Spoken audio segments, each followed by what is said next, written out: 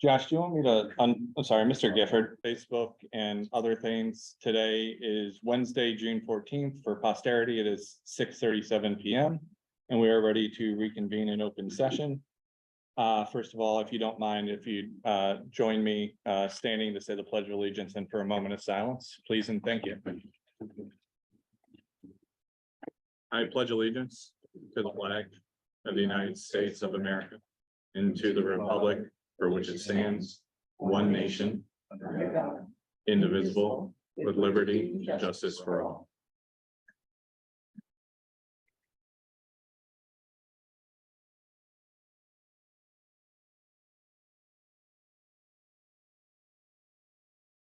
Thank you all so much.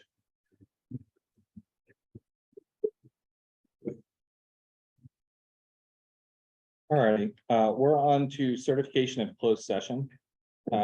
Ms. Kreitzer? Dr. Kelly, Yes. Ms. Johnson, Yes, Mr. P, Yes.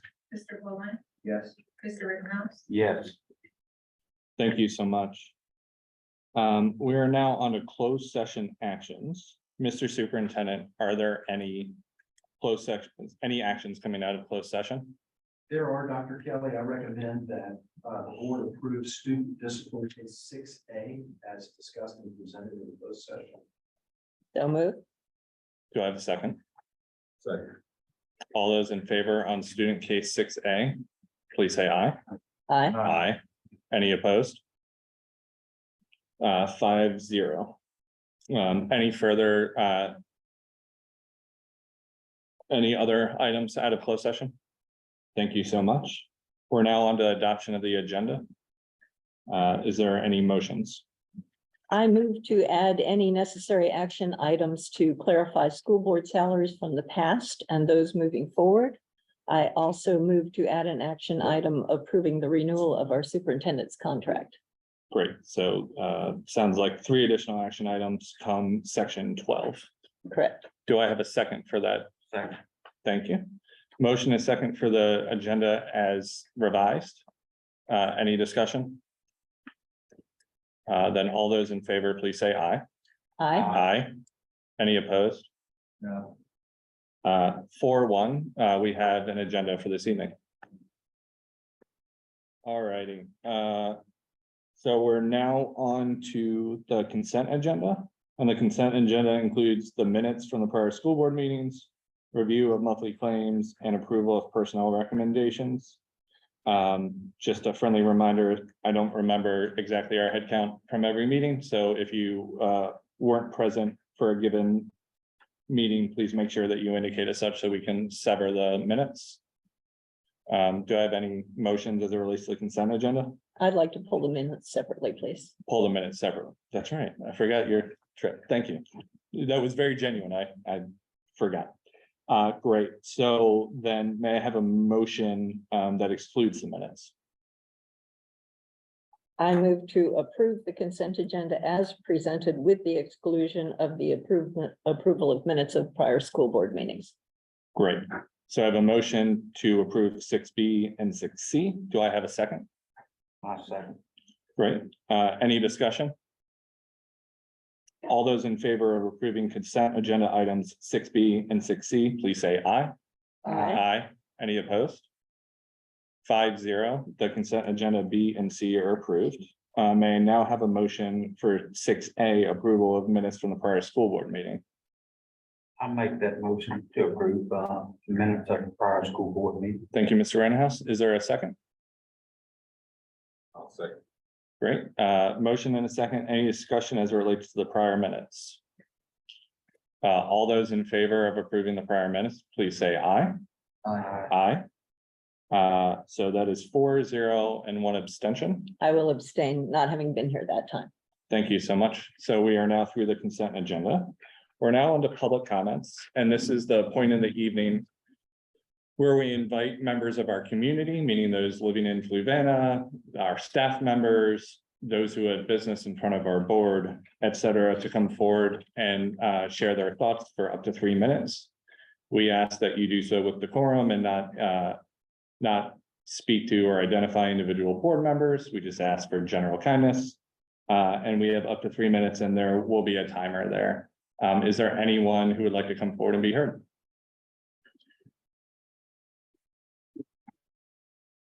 And please, if you will, name and address.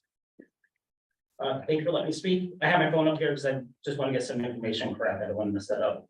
My name is Gary Davis. I live at 147 Justin Drive, Palmyra, Virginia. I live over in Sycamore Square, Fifth Union District. First, before I get into what I would like to speak about, I would like to mention that the Fluvanna County High School Fluco EMS education students and staff will be holding a blood drive tomorrow for the Fitzgerald Severin and our Fluco Dakota Riggs student that had passed away. That will be tomorrow at the Fluvanna County High School at 9 a.m. to 3 p.m. and also on June 24th at the same time, but that one's going to be at the Lake Monticello Fire Department. I was also asked to mention that they will be accepting walk-ins on both days, and so far they've collected 250 pints this year, and the students need 51 more pints before June 30th to maximize their scholarships they are earning. So I would ask the community if they can go at some point tomorrow or on the 24th, donate blood. That way these students can maximize their scholarships. That would be appreciated by everyone involved. Good evening, board members, teachers, staff, administration, and all the students and parents here and online watching. My name is Gary Davis, and I'm a father of 5 Fluco students ranging from a rising first grader to a rising senior. I recently took a tour of Central and Carysbrook Elementary Schools. Tonight, I will focus on Central Elementary. During the tour, Principal Barnaby was incredibly generous with her time. She expressed her gratitude for the hard work of teachers, staff, and acknowledged her support that she receives from parents and the community, emphasizing how much she values them. Please note that any statements I make tonight are purely my personal opinions. I specifically chose to visit Central Elementary as I had previously spent time there with my oldest children 9 to 10 years ago. And now I have the opportunity to do so with my younger ones. It's interesting to note that not much has changed in the age gap between my children. Central Elementary would benefit from upgrades and renovations, including updated bathrooms and additional spaces for specialized or group instruction, among other things. All 5 of my kids have sung the Love in Any Language song at their concerts. So to my surprise, I discovered the music classes are taught in the auditorium. There should be a dedicated classroom for music like the Ample Space Carysbrook has for its music class. When I was in the Army, whenever we had to say something a high ranking official didn't like, we always caveated with all due respect. So with all due respect, I'd like to know how often board members visit our schools to see the conditions for themselves. And if you do, why hasn't anything been done with the bathroom across the main office at Central? Although the bathroom is clean, a strong urine smell comes from underneath the tiles. The only solution to this problem is to renovate the bathroom. No parent or decent person would I'm want their sorry, children. Mr. Davis, we're at 3 minutes. We will have a second round of public comments. We Thank you. appreciate your time and thank you so much. Thank you. Is there anyone else who would like to come forward and be heard?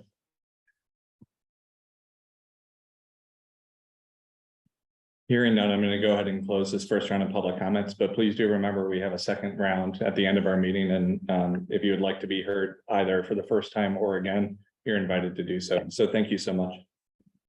All righty, we're on to delegations.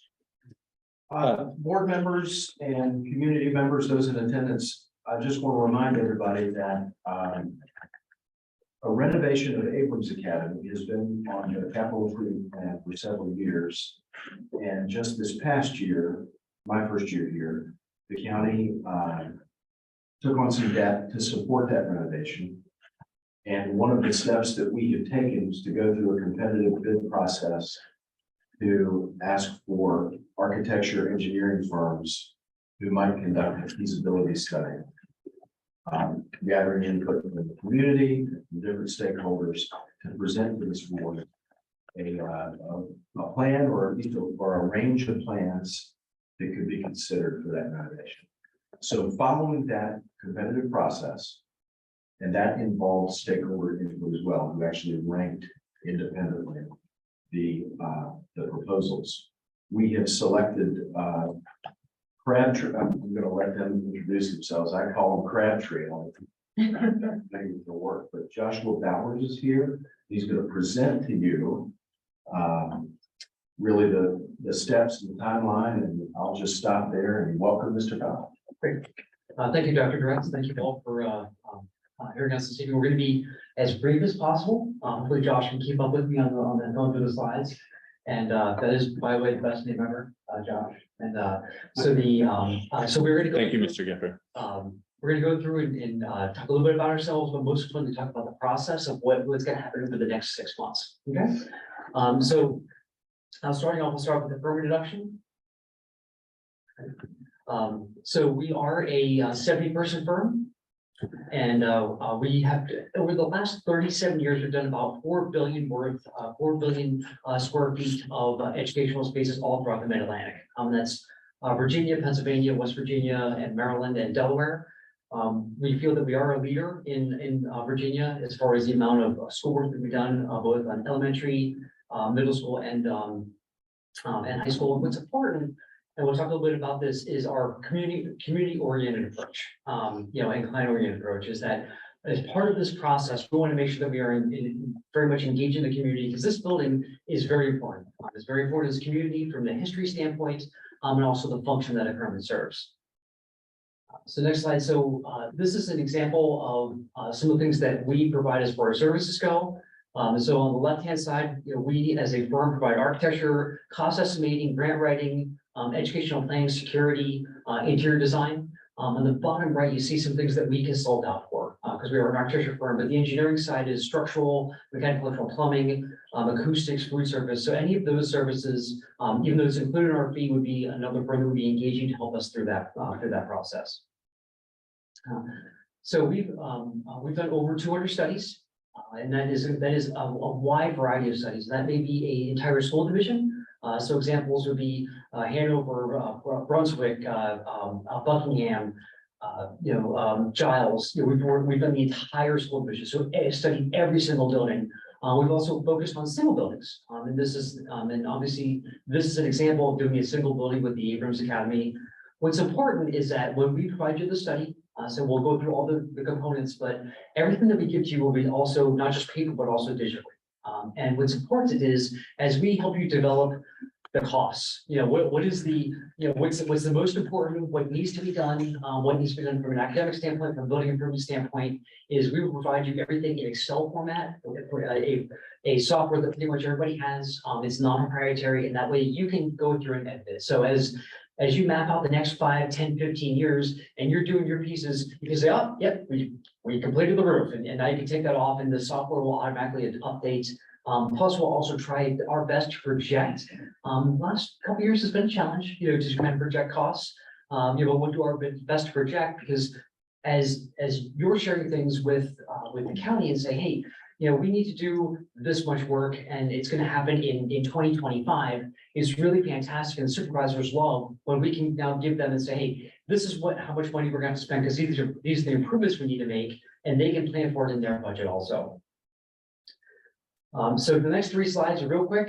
This is just a handful of examples in the last 10 years of elementary, middle, and then high schools that we've completed. So we don't just do studies. We do actual design, planning for schools all throughout the Mid-Atlantic. So what's important is that the information that we're giving you is real data from that we've observed, and costs, and really make sure that we're doing the best that we can to give you the right data. So the team, so you can see that the Crabtree Orbaugh team, which includes myself, we have a retired superintendent and a handful of folks in our Charlottesville office. And from an engineering standpoint, we're looking at CMTA, who is based out of Richmond, Dunbar also out of Richmond, ECS, and then TRC, who does civil engineering. The firms will be on as-needed basis. CMTA will be assessing mechanical, electrical, plumbing systems, fire protection. Dunbar from a structural standpoint, and then civil. If we want to look at, are there any additional improvements? Because what's important is the Abrams Academy is more than one building. There are multiple buildings, and how can we best serve our students and our staff? So project understanding. This is a master plan study. So looking at the entire campus. What's important is that we want to make sure that we engage. And that's going to be whether it's surveys, whether it's, it's in-person interviews, with you as a school board, with leadership, with teachers, with students. And the community was want to do is we want to make sure that we are properly master plan this for what the best use of this building is. Is it alternative education as another function? Can we start to celebrate some of the wonderful history that the building has had? What are the desires of the community? And then that will help us really to kind of map out what the vision is for the facility. So we will be analyzing the building challenges. It has one or two challenges in the building. And we'll make sure that not only we're going to provide cost estimates, but also sketches and send in a short and a long range plan for everything that is part of the study. Okay, so study process. What type of shape are your buildings in? I just heard a gentleman talk about one of the elementary schools. Now that is good to understand is what assets and what liabilities do you have in any of your buildings? How do you use them? How to use them not only during school, but then also before and after? How do they get used on the weekends? How much space do you have and how much space do you need is a big key. With the use of the school, that is not hey, we're going to put 25 students in the space and this is how we're going to use it. And it's going to be an English class and that's the function. With an alternative type of school, there is a lot of diversity in every type of classroom. Then you have a lot of really great teachers that provide that service. And then, does your building support the educational program? This is always a big question is, does it currently support it? And what would it look like in the future if we were to make modifications to best service the program? And that's figuring our path forward. I love this shot. That is not me, it's actually one of my partners on that's one of the parks in West Virginia. So visioning. The why and the who help us with the how and the what. So the why, the goals, the needs, the space, the age, who, the community, use the school board, administration, faculty, students, help us then figure out the how, the curriculum, the program, the what, the spaces, how are they used, the technology, all those pieces need to be figured out. And that's part of the visioning process. Really, in order for us to best tell you how the building can be used, this is a critical component to that. So the next slide is the 6 components to a study. So regardless of whether we're analyzing the entire school division or we're looking at just your one building, these 6 processes of defining the goals, gather the information, analyzing that data, determine your needs, the develop options and provide recommendations. That happens regardless of the size of the project. And one building, this is a large scope for any one building or any one space. The 3-legged stool is the facility needs, the educational needs, and the space needs. To help us really provide your best options and recommendations. So establishing the metrics and standards, what we're going to utilize is the best practices and really providing benchmarks for what are our true goals based off of the information that we're provided. We're going to talk about the facility condition index and also the educational matrix in the next couple of slides. So stakeholder engagement. This is one of my favorite pieces. This is an opportunity for us to engage you as a school board, leadership, the community, the teachers, the students, to really kind of best map out how we can better utilize the building. Every building can always be used better. So the question is how do you currently use it and what can we do to make it better? So there's really kind of two good ways. One is in person. What was interesting is that COVID really changed how we think about engagement. And so we have the in-person meetings, which can happen at the Abrams Academy, can happen in this building, where we're kind of giving a similar presentation saying this is what's going to happen, how to use the facility, and how would you best like us to possibly change it to be able to make it. And then also the next slide talks about something called Mentimeter. So Mentimeter is a program that we started using when we went to the virtual land. Because we still want to be able to engage the community and the teachers and the students. Has anybody used Mentimeter before? Oh, this is super awesome. I love it. So what do we often engage folks and we have a presentation like this and we say, hey, what do you think? And we give them a survey. We give them a paper survey, and then a month later, 2 months later, or never do we give the information back out to the community. What I love about Mentimeter is whether it's a virtual or it's in person, is everybody can pull out their personal device. Okay, and we can have questions on the presentation. And your first question, like, this was at, John Gandy in Hanover, was what are the true attributes? What do you think of when you think about an elementary school? And some of the words were fun, exciting, safe, colorful. They were really, really fantastic words. And as people vote on their personal device, whether it's computer, or whether it's with their handhelds, it shows up on the screen. You know, if they vote and there's, you know, what do you want to see as far as improvement goes? As they're literally voting live, whether it's in person or it's virtual, they can see that information. Then we can post this on the school division's website to be able to share this with the community. I love this program because it's so interactive and it's live. People get to see right now what the thoughts are. And so I'm literally I'm a fan of this program, but it's a great tool. So establishing the guiding principles. So the definition of a guiding principle, you know, is the principles or concepts that guide an organization through its life in all circumstances, you know, irrespective of the changes in the goals and strategies. So one of the things that we need to do right off the bat is just develop our guiding principles. You know, that is a quantitative statement that develops the basic design, you know, for us as the architect or for planners to help us really kind of maximize what is the future use of the building. We can absolutely tell you, okay, the roof leaks, the HVAC is past its life, the lights don't work. Those are the easy things for us to tell you. What's not as easy to say is, so when we speak with the teachers, how is the space actually functioning for you? What challenges do you have? Well, you know, one of the challenges we have is the students have to go all the way down, you know, down at the end of it and go down the floor to be able to use the restroom. So they're gone for 15 minutes out of the class day, or there's no adult potties. And so, you know, we have 5 minutes in between class and we need to run to be able to get to use the restroom. And there's only one for all the teachers. You know, so let's take in the next slide starts to, what we'll do is we'll establish those guiding principles of, you know, in this case with collaborative learning, you know, daylight in the classrooms, you know, the project budget, you know, these are all principles that become the filter and the metric as we're going through the entire study.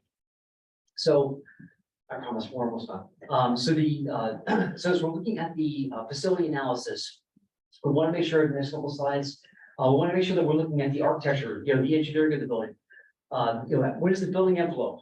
We'll talk about that in a minute. You know, what would it take to bring the building up to today's current code? Because the building was obviously not built in 2018, which is the current Virginia code. So, you know, what would it take to bring it up to current code? And what does that mean? Safety and security, which is becoming one of the pinnacles of the challenges that we have in everyday building. You know, the balance of providing natural daylight and safety and security. It's a great conversation to have. So what we'll do is to determine the opportunities you have and also the constraints, you know, for the best scope of work. So what we'll do is we'll do a full analysis with the building envelope, looking at, you know, thermal comfort, look at daylighting, what technology do you have, you know, any sustainable elements that we can pull in the building. Yeah, and you say, what is sustainable? So example is, you know, can we start to introduce solar panels, you know, you've done at the high school, you know, into Abrams to be able to help put money back into the grid to lower our costs. You know, those are, you know, what is the indoor air quality of the space? Those are all things that we want to look at as part of this assessment. So the next slide shows the facility conditions. What this shows is it's a real great graphic of 1 to 5. Okay, so 1 means, oh my gosh, we need to replace it yesterday, and 5 means it's 15 or plus years out.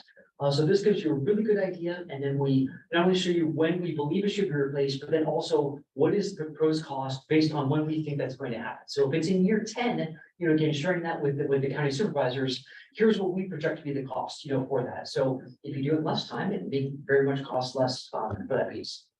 The next slide shows the educational program development. So that we are going to do a full study of each space, how it is utilized, and what challenges do you currently have? Is there enough caseworkers, enough storage? Are the bathrooms close enough? Is there daylight?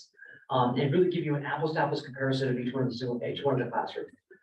And then what we'll do is we'll give on the next slide, we'll show you, you know, not only the spreadsheet showing each space, but then also how does it lay out in the building and are the spaces where they belong? You know, if you're in an office environment, you know this is that people go and often end up in the space that is the empty space, you know, whether it's a cubicle or an office, it's not necessarily the space that they belong, you know, but it's a space that was available. You know, so as we're looking at the building, do we kind of do a cart shuffle and move the classrooms around to a different space that may be a better function for that particular program?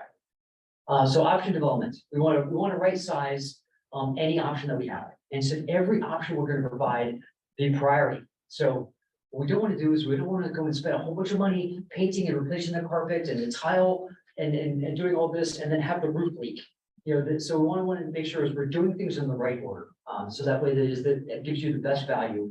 Whether it's renovations, if it's additions, you know, we're a security vestibule, we'll give you the cost, the schedule, and show how it's going to be the best fit value for you as a school division. Then the next slide shows you the graphic. Okay, so we'll show you the option, you know, and then a clear graphic of how each one of those would get impacted inside the building. And that may be the building and it may also be part of the campus or adjacent building to itself. So the next slide we show that we want to do is establish the ed program early, the community needs and the educational program, and really demonstrate how our options are going to be better served in the building and better serving the students and the teachers. And each one of those will be wrapped around a budget to clearly show you what the cost impact is going to be. So last slide shows you what this could look like. So one of the questions that we often get asked is, "Well, Josh, what is the timeline for a study?" And here's what we found. So what we found is 3 months, less than 3 months is too fast. We're not collecting the right data. We're not going and really doing the due diligence survey in the building. We're not getting all of our I's dotted and T's crossed. We go greater than 6 months and you lose steam, kind of lose the community, lose folks, and they're saying, when is this ever going to start? When is something's going to happen? So what we're showing is we're showing a 6-month schedule. This shows us going out and doing the survey, putting that into digital format. We're doing the research of the history of the building, along with then holding virtual meetings and in-person meetings, in the community. And that's something that we'll talk about. What does that look like? Is it, or do we have, there's a really great opportunity to have meetings inside of Abrams to really show people that have never been inside of the building. It is a beautiful, beautiful building. And it's really an asset. Is what can we do now to show it to them and say, hey, let's make sure we preserve this asset. And so what we'll do is analyze the data and provide options. And then get into more discussion, maybe provide additional options, and then provide the final study. So we're looking to wrap up the final study sometime in November of this year or earlier. So we found that 3 to 6 months is really kind of that great window of time for a study. Okay, so that is, I've tried to be brief because I know you have a long agenda tonight. So are there any questions, thoughts, concerns about anything that we presented tonight? So I have a couple questions. I'll admit that some of them are going to be directed at the superintendent, or most of them, just like, so one, this is fabulous. I'm excited about taking care of that building and preserving it for the long run. It has some great history. It's in disrepair and it needs help. So I'm fabulously happy about that. I'm thankful to the staff for getting us to this point. And that 6-month timeline is honestly surprising and great. So I'm happy for all of that. My questions for the superintendent are: one, we've spoken before informally about partnerships with the county and what our demands are for building space. And we know that we have older buildings and unconventional configurations in terms of which grade levels are in which buildings.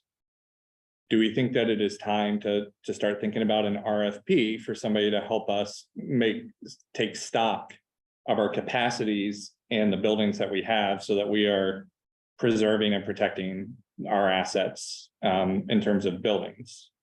Like, do we need this at a division level? I'd like to consider that a little bit. I'll give you a quick answer, but I would like to revisit it. I think it's probably time for us to start thinking about something like that in terms of imagining what a vision for accommodating growth could be. This in particular isn't, just to back up at a high level, this renovation was on the approved CIP.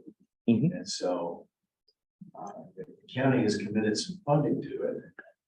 As part of an initial step, we have procured a firm to come in and do a feasibility study and to present options, graphics, a vision for, I'm imagining what might be some different phases of work, or at least the options related to what could be. The next step would be for the basement. I'm not, you might want to answer this instead of me, but I think the next step would be for the firm to get a better feel for the scope of that work and that study and to actually present a contract this board would see and have a chance to approve before any of that happened. Is that, No, it answers my question. I just wanted to put it out there as where I watched this presentation. I had it on that's what I was looking at on my computer because my eyes aren't as great as they used to be. And I kept thinking, man, this is great, but what if we included all of our buildings in terms of like figuring out what we need to do? Because I know that we're, you know, I see housing units being built and then I worry about capacity. But obviously not for today. Two is, and probably for you and also for you, how do we do this smartly while engaging the community, but not presenting security risks by putting blueprints everywhere? How do we not make our buildings soft targets by having information out there? So with this specific building or in general? Yes, So again, when we present to the community, we don't necessarily have to show floor plans. And we are not a big advocate of putting floor plans online. Just because it does create a challenge, the potential challenge, for any facility. We can talk about spaces and one of the things is to talk about how do we use the space? And even allowing people to go into certain spaces, but there is a kind of protocol. We definitely want to possibly work with the sheriff, and other groups to really engage to say, hey, this is what we should and shouldn't do. But I am not a big advocate of putting floor plans. As a matter of fact, if you look at our website, we have no floor plans because we've eliminated all school floor plans off our website.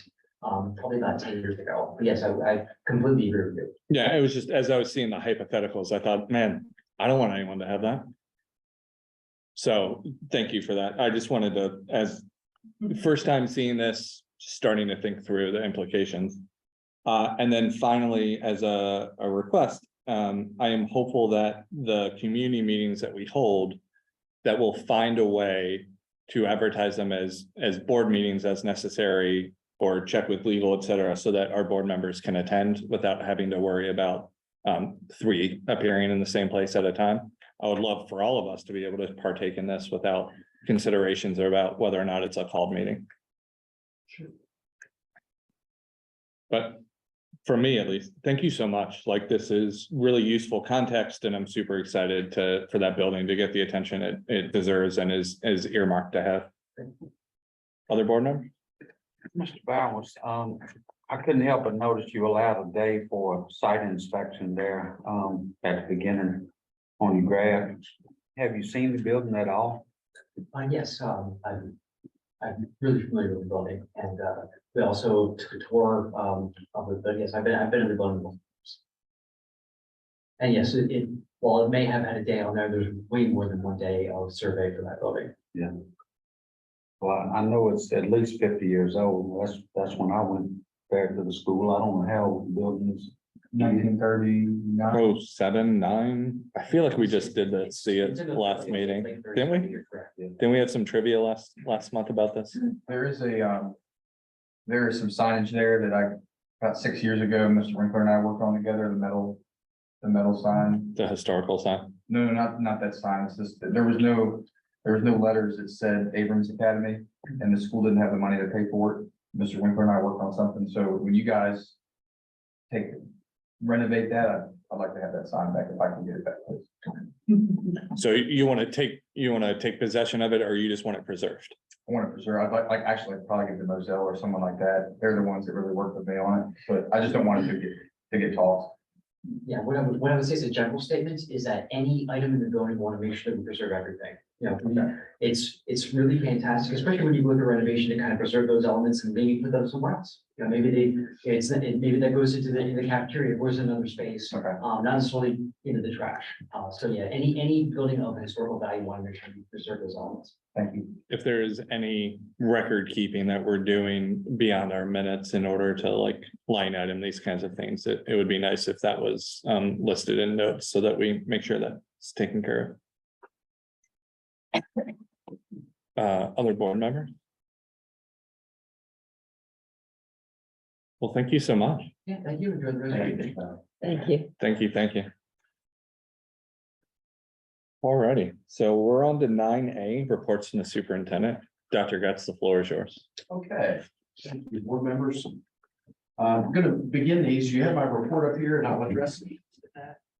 But I'd like to come to the podium and I'm thrilled to introduce you and our community to the new assistant principal of Central Elementary. He's here. tonight. PJ, you want to join us up here, and Amy Rebecca, you're welcome to come up as well. PJ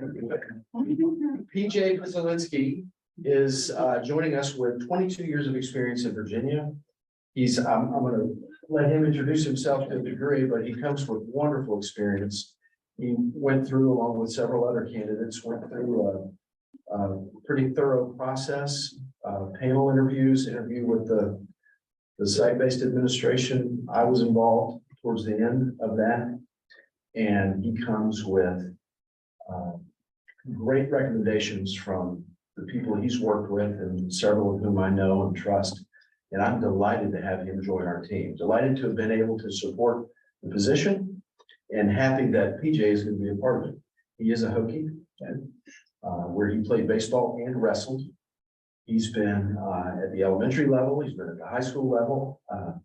But welcome, thank you. We're happy that you're going to be a Fluco. Yes, sir. I We're appreciate coming it. immediately now from Henrico. Yes, sir. Yes. I'm gonna start actually a couple weeks early. Good evening. I had no idea I was gonna get an opportunity to speak, so this is all from the cuff. But I just want to say, Dr. Gretz, members of the board, thank you so much for this. Thank you. Thank you so much for the wonderful opportunity to continue my administrative career here in Fluvanna. It just seems like an awesome community you guys have here. I have to let you know, these two women have been absolutely phenomenal during my transition period. Extremely helpful, nothing but positive. And they didn't have to do much to sell me to want to come here. This is just a fabulous place. Also, it would be remiss of me if I had not mentioned how helpful everyone in your central office has been. Any person that have needed help with from technology to getting my email to being in meetings, they've been unbelievably helpful, engaging. Mr. Stribling, Ms. Field, amongst others, have been absolutely great. And I just want to tell y'all, I'm so excited to become a part of this community, to make an impact on this community. And I plan on being a mainstay here for years to come. So thank you again. Hope you all have a great evening. Thank you for being here. Thank you. Thank you so Exceptional much. team becomes that much more exceptional. It's hard not to be great with these two ladies. Dr. Thank y'all. Gretz, do you want a photo op or anything? It'd be great. We'd love it. Do you all want to partake in any photos that that I'm very comfortable. Whatever you tell me to do, I'm gonna do. maybe the leadership there in a photo for posterity and what have you? Are board members interested? So we're doing it here. Whatever we normally do. Sure. Sure, This why is not? the first position like this I've been involved in. Sure, that's great. And then maybe someone can use your phone so it can be transferred to Facebook or whatever you guys like to do with these things. I just wanted to make sure we didn't miss anything. Thank you. Look forward to it. It's gonna be great. Yes. Why don't you all come down here? I guess we'll do it this way. Okay. We'll get to shake your hand and say hello. Yes, sir. Hey, it's so nice to meet you. Yes, sir. Looking forward to it. Hey, very nice to meet you, sir. PJ, very nice to meet you. Oh, my God, now, shoot, I'll never forget. Let me straighten up my tie here. Where do y'all want me in this whole? Probably the center since All you're right, the bell of the ball, so to speak. I didn't just put a lot of pressure on me, so this is the first. So first one? Yes, I mean, on the best and the worst. Ms. Farnham, you guys wanna close to your colleague here? I'll stay in the back in the little column.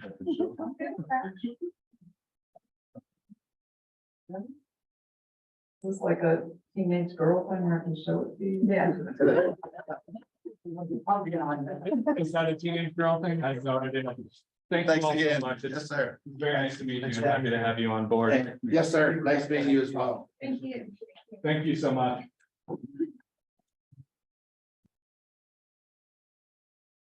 You're right there. The scenes just don't. They don't hold you well. It is.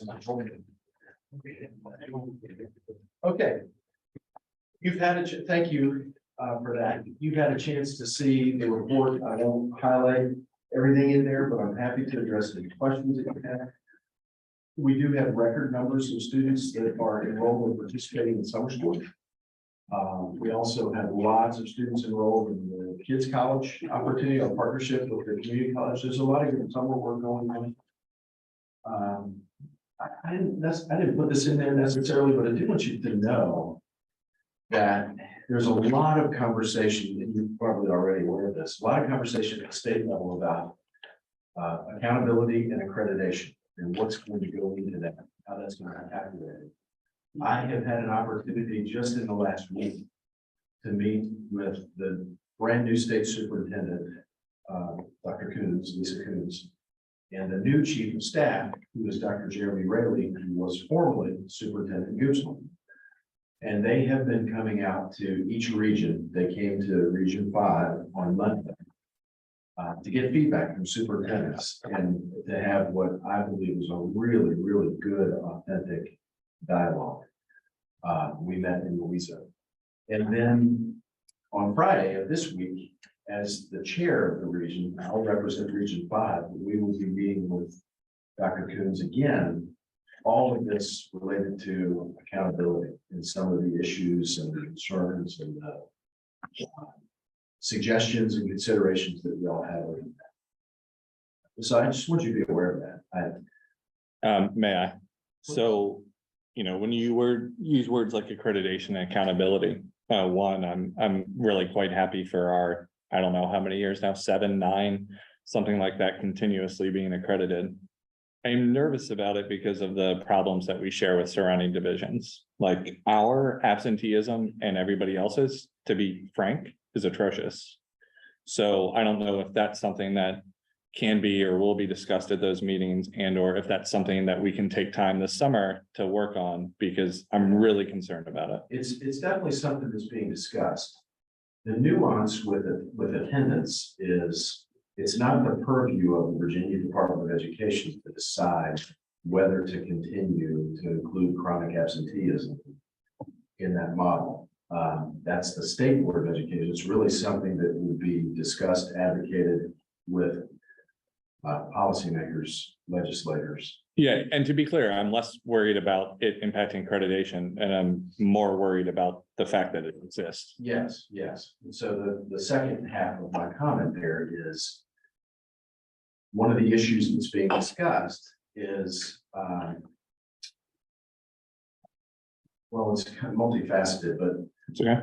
Virginia is one of the only states that doesn't include attendance at school, education, anything related to attendance at school, participation in education program in its definition of abuse and neglect. Others do. So when the statute indicates abuse and neglect, it'll give some specific things that are eligible for it. We don't include that. And it's very difficult for schools. Schools aren't responsible to wake kids up and to brush their teeth and get them dressed and get them to school. When you look at our specific, all this is going to be presented to you next month. When you look at our absenteeism, chronic absenteeism, and the high levels in the primary grades, I mean, that really does speak to I think the challenge of a metric like that being used in accountability that really is holding a 6-year-old responsible for something that the 6-year-old doesn't really have any control of, meaning the way it's being reported. So that discussion is being had. It's a difficult thing to influence with Dr. Coons, but it is something that we're discussing because that's a state board of education. Yeah, and to be fair, like I apologize that it's on your mind and that it's forthcoming in meetings, whatever you, I can tell you that I wasn't aware it was being presented next month. And so I'm sure there's another couple of things I'll mention this evening that you're working on and or what have you. So I apologize in advance for that, but it's a serious issue. And I think if we were to chart chronic absenteeism from 2018 or something pre-COVID, and then look at the COVID intervention and then see, my guess here is this county and everywhere else, absenteeism skyrocketed during COVID and has not settled back to pre-COVID era levels, which is really concerning. But again, as you indicate, this is not, especially at the primary level, this isn't the student's fault. kids aren't skipping. It's that we're having difficulty making gains at the home level in order to get them in the building. And again, it's not the school division's responsibility to wake the kid up in the morning, but it is frustrating in our efforts to provide a quality education if they're not sufficiently in the room every day. Yeah, yeah. It's the whole nuance to the use of chronic absenteeism. This came as a response to a change in 2017 to the state accountability model. When engagement became one of the factors, meaning holding schools, holding classrooms, holding school divisions accountable for providing engaging experiences for students. That's being measured in Virginia with chronic absenteeism. And you can make a case that there's an onus on me as a classroom teacher to engage students. And by engaging students, that may or may not influence them coming to my class, much less coming to school. I don't think the correlation is direct enough to support that being the metric that we say.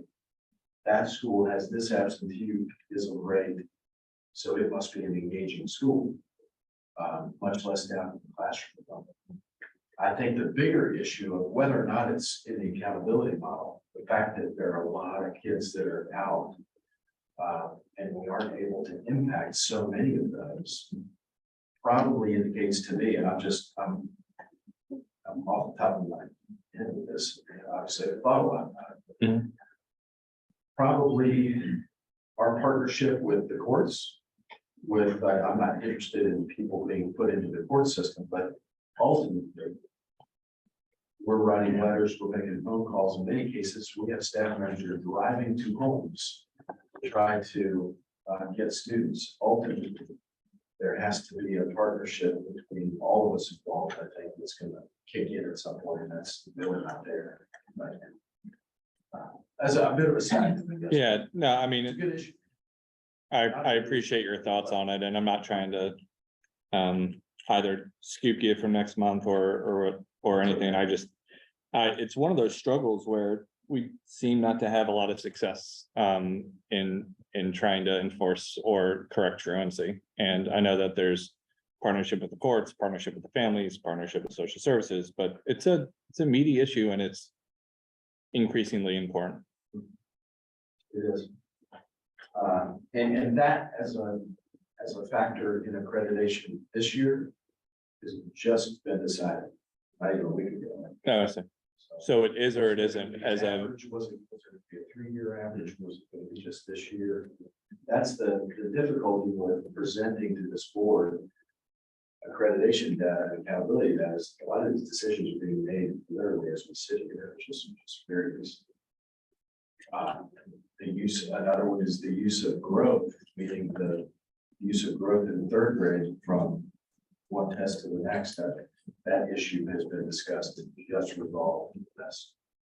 so these are but a lot of the tracking data and the tests have been revised such that we don't actually have tracking data. So have they decided to use the tracking growth mechanism in the accreditation decisions? They have. The weighting of it and the way it's used is what's really being discussed. And I should say, I can speak for the state. I don't think it's a foregone conclusion that it is. I do think that I think it will, but I think, for me, one of the difficulties is I think there are voices that see that want a number. We want to take everybody on the field and have them run the 40-yard dash and record whether they did it this time or not. And then there are others who are saying, especially if you are educating historically students of poverty, a lot of times that they come to kindergarten with different exposure to literacy and numeracy and those things, and your ability to take those kids and recover those gains. While it may not reach that mark, the gains that the teacher was able to make with that child are astonishing. And so I'm hoping there'll be a marriage of the two. let's report all of it. Let's report the gains and the growth, and let's report the specific data. I don't know why we didn't do that. It is an ongoing discussion. There's no secret. There's been some, I don't know what to call it, but not disruption, but at the State Department, it's just been, there's been a lot of turbulence. I think they're really doing a good job of restoring communication with localities, with building a partnership for decisions like this. It's just taking a little bit of time. They're working really hard. That's my opinion. No, I appreciate you for that. Absolutely. We're installing bait detectors. I mentioned this before, we're just this summer installing them at the high school and the middle school.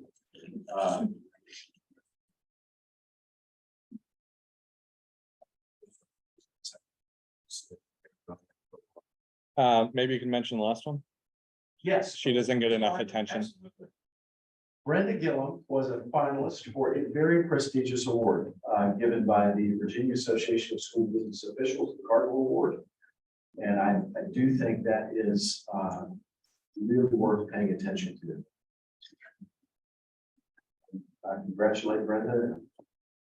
I think she should have won, but Our division is lucky to have you. I'm sure it was a very competitive process. There are a lot of talented people in that field. But it is a big deal to even be part of that. And then I know that we have a lot of student success. Every time I turn around, I can't look at a newspaper or look at Facebook without seeing our Fluco's doing wonderful things. Obviously, we just had a graduation and you'll have to correct me on the numbers. I think I heard 258 graduates and $750,000 in scholarships and grants to our new grads. I apologize if my math is off any. That is only my error and no one else's, but I am remarkably thankful and proud of these Flucos for what they've done. I also heard that our baseball team made it to a single elimination playoffs of late. And so congratulations to them for their season. And I would love to begin seeing some more accomplishments being brought into this room so that we can celebrate with them to the extent possible. Great. Yeah, agree with all of that. I'm sure there are lots of clubs and teams and accomplishments that I either just happen to not log on to Facebook on a given day or just don't get to me as an individual. I'm happy to celebrate each and every one of them. And so any omission, again, is my own just for lack of awareness. If you hadn't had the opportunity to be there, I would suggest that people avail themselves of the opportunity to watch the graduation on YouTube, specifically watch the valedictorian speech. It was phenomenal. Both were, but And props to David Small, Mr. Small, who made a wonderful video. I forwarded it about, especially to friends who have kids who are featured in it. And it was lovely and really refreshing to watch. And so quickly put together. Honestly, it was funny to watch him do it live as he's creeping along with the camera at shin height. And then to see that pan present itself in the actual video. So he clearly knows what he's doing and it's lovely to see. I don't have anything else specific. I'm happy to answer questions. You do have a link to the Superintendent's Advisory Committee minutes, and that gives you the ability to see the kinds of questions that are being asked and the responses. So I encourage you to take a look at that. Yeah, that link is 404. It may just mean that I need to log in as myself in the Google format, and I'll try that again later while logged in, but. It worked for me. Oh, really? I'm not in a browser that's logged in as I'm on the public agenda, and so therefore not logged in. Okay, thank you for that. We have VSBA membership fees, 9B. So these fees, board members, as you know, this is assessed annually, and it's been going forward with a lot of conversation about the relationship to the association and how that might look moving forward. The one thing that I know has been considered is the legal assistance fee and our inability to extract that from the overall fee. And that enables us to have all of that policy work done. So you decide whether the fee is really the 500 or it might be the whole thing. But we just received these, and so I submitted to you. I think in the past you've decided to continue this membership. I certainly recommend that. Unless there's another option that you want to consider that I may not be aware of. So it's all or nothing, is that correct? That's right. And it's 6,700. How does that align with what we've paid in the past? Do you know if it's significantly different? It's always that calculation. I don't Okay. know what it was last year, but I'm sure it was comparable to that. Do you remember? I don't. Yeah. I mean, I think it was about $7,000, like, that's what I would have asked, or would have said if you had asked me. And so the implication is, if we don't, so it's on the agenda tonight for adoption. If we don't vote to adopt it, that means we no longer have the legal services, and therefore all of our policies need to be updated ourselves through some other means.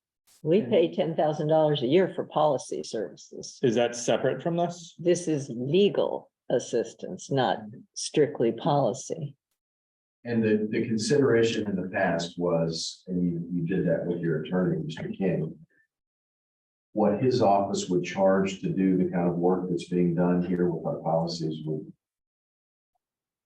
would be much, much higher than what you're paying with these. Any questions from board members? We'll have an opportunity for a motion if someone so chooses, as well as discussion during that. I don't think it's any surprise that I wouldn't support the VSBA, but I would support the new VSBA. Ironically, there's a Virginia School Board Association, now the Virginia School Board Alliance. There's a new organization that was just founded this year. But because of principle, because it doesn't matter whether it's a organization is leaning this way or this way, they're both, in my mind, taxpayer funded lobbying, and the taxpayers don't have a decision in where their money goes. We make that decision for them to lobby on things that don't. If you lean left, the VSBA, the Alliance. I don't know if that's pointed at me or not. No. I don't identify as leaning left per se. Anybody, if you lean left, the Alliance would be lobbying against you. If you lean right, the association is probably lobbying against you. So I don't agree with either. I also know that a gentleman just sat here and said that the bathroom at Central smells like urine. And there's $6,700 sitting there that we're paying for legal assistance that we're probably not even using. We just have our own lawyer here that we're paying to do the job that we need him to do. And I would submit that $6,700 will take care of probably a lot of flooring in the central bathroom that may smell like urine. That bathroom's needed remodeling for a long time. So I just don't see this as money well spent, regardless of whether it's the VSBA or not. We've had this argument for the 6 years I've been on the board. And I'll so vote against it again. if we don't adopt this, we will have to find our own means of updating policies, or this is completely separate. What we found last year when you asked me to research this, Mhm. the response from, and I'd have to dig it up, the response from the VSBA was that you could not parse out those services. If you don't do this, you can't do that. Got it. And my concern, I haven't been a part of those conversations with you really historically. My concern just as a superintendent is really our inability as a staff to assume all that policy work. We don't have the expertise to do it, much less the time of the people to do all of that. I would just want to be able to recover that, whether it's through the VSBA or another. You know what other organizations, I do this all the time where I work at, the department is larger than the Atlantic County Public School System. The leader of that organization says, I'm delegating you responsibility to work on these policies. This subcommittee is gonna work on these policies, you're gonna bring them to me. We're going to have buy-in on them from the employees, and then we're gonna take them to legal, and then we pay them to make sure that they can be defended in court. I just feel that we've just grown accustomed to paying somebody to do this, and I don't think that every school system, and well, I know that not every school system in Virginia that uses the VSBA. That's right. I've asked this question every year, what do the other schools do? I don't know of any that don't. I believe you that there are some. I know that there are school divisions that have their own attorney on staff, does a lot of this, and Wright is one. Oh, I know we can afford that either. Yeah. To me, there's always another way, or in this case, I think a better way. And I know people that write policies for, like, like a public safety related policies, super important policies that don't have an organization to write them for them. And, I'm not gonna support it again this year. No, that's totally okay. And of course, but so what I think I'd like consensus on in order to direct staff accordingly is one, so regardless of the outcome of tonight's vote as it relates to VSBA. If two other board members are interested, I would like to know more about what other divisions do and what alternatives are to the legal services, like where else could we theoretically source them? If not, I'm probably uncomfortable relying on staff who are not BARD attorneys or JDs to write legal policies, but I'd like to know what the other alternatives are if other divisions do or don't use VSBA for this. Acknowledging that we probably can't afford a staff attorney, but I would like some fact finding so we know what our options are for moving forward, regardless of the outcome of the vote tonight. What do we do now when we have a policy that's presented to us and we want to edit it? We want to amend it. We make those amendments, and then who do we send it to? We would probably send it to, Brad King? no, the VSBA. Elizabeth, So if we make an amendment to their policy, we don't send that to Brad King, we send that back to the VSBA. Right, it depends. I mean, I haven't been involved in a ton of that. Ewing, When I- sorry. Yeah. I don't know. I beg her pardon for using her first name. I couldn't get there. Elizabeth Ewing. But if one of these policies, we definitely found issues with policy. We're gonna talk about one tonight. Brad King would have to defend that. Yeah. So the issue would be typically, Our attorney, Brad King, for exposition's sake. the issue would be if you get a policy from the VSBA and you want to make substantial changes that involve changes to protocol, changes in the way you're thinking about things, I would suggest that probably would be Brad. Or if you're writing a new policy or new regulations. If you're just amending something since you've already paid for the service, I would probably just have it go. Okay. I guess my point is we have attorneys writing in the issue that we'll deal with now, we have people helping us with policy. That another attorney may have to defend. And I just don't understand. If I was our school board attorney, I'd want responsibility for all of this, since I'm the one that has to defend it. Well, I don't want to speak for Mr. King. I did, at your request, I did run all this past him last year and paraphrase it, but I think he'd be more than happy to take this on. It is what he's going to charge us for it would be astronomical. Okay. And that was by his own admission that the cost would far exceed I mean, the VSBA cost. we know what we pay him by the hour. Yeah. Okay, are there two other members who are interested in fact finding in order to figure out what other divisions are doing, so we might be able to learn from them? I agree with much of what Mr. Pullen says. I would add that I don't find the VSBA particularly advocating for teachers. And I've looked into this money thing for years now. I'm not interested in pursuing it any further because I get shut down every time that it's we're over a barrel. And it's the most cost efficient thing to do, but I'm not a huge fan. Is there anyone else on the board? I'm also, not a big fan of VSBA, Mhm. just because we're paying a lot and I don't see what we're getting out of it really.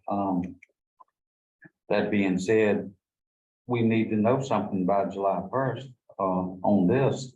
So we determine now, or we have to come back for another meeting.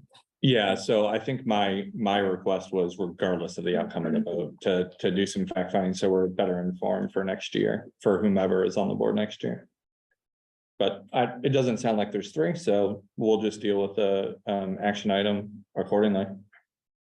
Unless you're a yes, that's at most two, and I won't speak for Mr. Key. Okay, so no staff effort in exploring alternative options. There's not sufficient interest on this board. I will note, while we're on the subject of VSBA, that I received an email from the VSBA indicating, one, hey, none of your people have signed up for a Thursday. One of their training sessions, and then two, I believe the potentially scare language was, by the way, you're on the hook for presenting something or other. Yeah, I can address that. please. The event is the Conference on Education. It's an annual event that's held every summer. I've never seen an email like that. I don't know if those have come out before, but initially, I believe it was intended to probably just alert you to the fact that you're being highlighted in one of our programs. Oh, highlighted, not that we're it read like I was we collectively were responsible We for have staff presenting. Members who are presenting. We do. Yeah. And that is just a Thursday from 9 to 2 or something. So It's on the 14th, I think the intention was more to say, 15th, a hey, Thursday. nobody's signed up for this and you have staff that are presenting, you'll be probably trying to generate interest in signing up. I don't think it was any kind of scare tactic. That said, I've never seen an email like that from the VSBA to a school. Yeah, Maybe they happen all the time. I haven't seen. I mean, I was taken aback just by the language, not necessarily the content, but the way that it was presented to me read a little less professional maybe than I would have preferred. So that would have been on, what's that, sir? Just delete them when I get them. I've never actually, I didn't read it. I open and read every email that I get in that inbox. It is a public inbox. And so I read literally everything that comes in. I may not reply to everything if there's too many, but I read them all. And just because there's staff going there, it seemed as though the date was Thursday, July 13th, between 9 and 2 p.m. If any board members are interested in attending that thing. I am in no way endorsing, condoning anything with VSBA. I share some of the considerations earlier stated, but if our staff's going to be there, I will try to attend to the extent that I can with my professional life.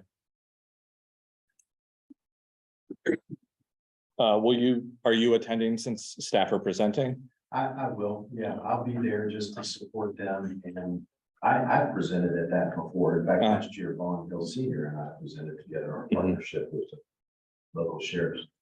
And could you remind us what the subject matter is that our staff are presenting? So we have a program that called Sources of Strength, which is specifically at the middle school is being highlighted. It's a peer support program, really, and it was featured in the Showcases of Success, which is a document that they put together. And so they were invited based on the description in there. It's a suicide prevention program, but certainly much more than that to present. Well done. So that's how that happened. Great. Thank you for the background. I saw the email as I said in my morning email reads, and just The way it's set up is the Conference on Education, there will be a speaker. I'm not sure who it is this year, but typically will be a speaker, and then there'll be several tables, 30+ tables. And each one of those will be a program or an initiative or something that's happening in a school division. And the attendees, you can choose which table to go to, and there'll be a 35-minute presentation, which will go to another table. 4, 5, or even 6 of those. It's exhausting to do as a presenter. But you have the opportunity to see different things. That's the setup. great. Thanks for the clarification. I said middle school program isn't middle school, it's a high school counseling department that's doing the presentation. I'm sorry. And then Yes. do we have professional budget for this board if people are inclined to go to these things? And so we can just reach out to Ms. Kreitzer to do that if anyone is so interested. Okay, thank you for that. I think we're on Next item, 9C, VSBA policy updates. speaking of VSBA and policies. Mhm. So there's quite a few of them in here, and I typically don't go through all of these with you in a public meeting. Often, a lot of the changes that are written are semantic, sometimes, and that's the case here. Except, I mean, I'll just highlight a couple of changes that I think are a little bit more substantive than that. Please, The acceptable use policy now includes. hold on. What is an acceptable use policy? Which one should we bring up? I I just had a wanna make question sure. about that. I'm glad you're bringing that one up. So, which number or letter is it so we can bring it up here? The comment about TikTok. Yes. Mhm. To make sure you are aware of that, that's in response to the law that's passed. Would- Essentially saying that none of our school and. GABRL. Was it? None of our school issued, school board owned devices can have. The apps or services related to these kind of areas. Mr. Gifford, any comments there? You weren't prepared to make it down, and if you were aware of this policy. The only thing I would make note is that, 10 Cent Holdings actually is affiliated with our esports games, so, we have to be mindful that, if you take, sort of this policy literally, you would have to consider not offering Rocket League, which is their own sports game. Because Rocket League is published by 10 Cent Holdings. So I'll definitely inquire about that. Josh, I'm glad you brought that up. Yeah, to the extent that it is legal to make that exception, and that's a question for the attorneys, plural, as necessary. I am an advocate for kids who wouldn't participate in organized sport otherwise to have an opportunity to do so on things like esports. And so I would like to be able to preserve that. And if we can do so with the spirit of the law and in compliance, then I would prefer to make sure we make that exception fairly explicit. And again, Rocket League for everyone, that's the one where you have a car, you're in a dome and you're kicking a soccer ball with a little car. It's not, there are no humanoid elements to it. There is no nudity, there is no violence. And I suppose any maturity level would come from whatever communications teammates have with one another or with their opponents. But and if we need further description of what Rocket League is, I'm sure Mr. Gifford or I forget the young man that runs the esports league, but I'm sure they'd be happy to come in and demonstrate. Yeah, I thought it was white, but I didn't want to misname anyone today. It sounds pretty clear up there. I'll be interested to see if it doesn't count. Yeah, I'll definitely research that.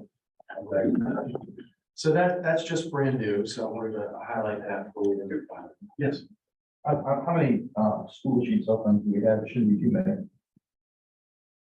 Administration, maybe? Or it's any devices. Sorry, Mr. Gifford. It's like 40. 40. We weren't allowing people to download TikTok on their devices before, were we? So school issued cell phones are issued to staff. And staff have admin rights for their phones. So they can access or download any apps that they feel they need in order to use a job function. So So that would mean they weren't in down. theory, they could download TikTok or WeChat if they feel that they needed to do the job. But I've never heard of WeChat. Yeah, and I guess a question is, as we're like talking through this, is there a world in which an administrator actually does need TikTok in order to see something that happened on TikTok that's related to the school division? Yeah, you're actually, right. yes. That actually has been an issue. And so to that end, can we seek legal guidance as it relates to allowing for those occasions? It's not that I believe that people should be on TikTok at work, but like if there's something posted that is visible only through that app, how on earth are we gonna know about it unless somebody with a cell phone has access? And again, it could be done on their personal, but if it's work business and necessary for Why would you discipline. want to do that? Me personally, I have a work phone that I do work from because the minute I do an investigation on my personal phone, now my personal phone can be subpoenaed. I don't want my personal phone. Oh, no, I'm not encouraging it. I'm trying to articulate that if it's work-related business and they need the Yeah. they need the capacity, then we need to make sure that we have legal guidance and exceptions. It's a good point. So- Made a note to do that. Okay, yeah, I think these things are better done by people with law degrees. Sure. There's an optional policy included here, so I don't want to gloss over that. It's related to board member participation in remote participation in committee meetings. I'd really like the board to take a look at that because on first read, I am not in favor of including it. I attend a committee meeting remotely all the time, BDD. BDDL. I'm sorry, and what committee meetings? It'll come up. Part of the facility committee, it could be an online facility committee meeting. see. Specifically, I do the Special Education Advisory Committee, Mhm. and I almost always attend remotely, so do probably most of us.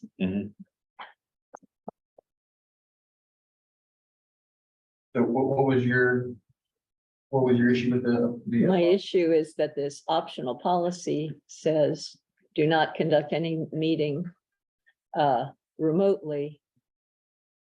Well, go ahead and read the first paragraph, I think will do it. I'll do my best here so that everybody at home and in the room can see it. Except as provided hereafter, or as otherwise permitted by law. Committees of the school board and committees created to advise the school board do not conduct any meeting wherein the public business is discussed or transacted through telephonic, video, electronic, or other electronic communication means where the members are not physically assembled. There seems to be a footnote 1.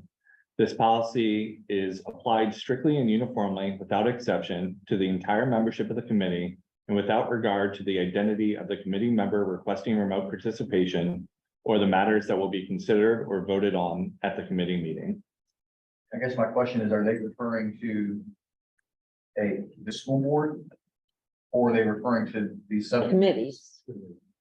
So not exclusively subcommittees of the school board. So this would be like if a curriculum meeting happened and somebody were out of town but wanting to participate, or any of the committees that we have. And given it's optional and given the fact that we as members obviously have our own laws as it relates to being physically present, but I don't feel compelled to put up additional barriers to our staff in order for them to participate in things that take extra time of their own lives.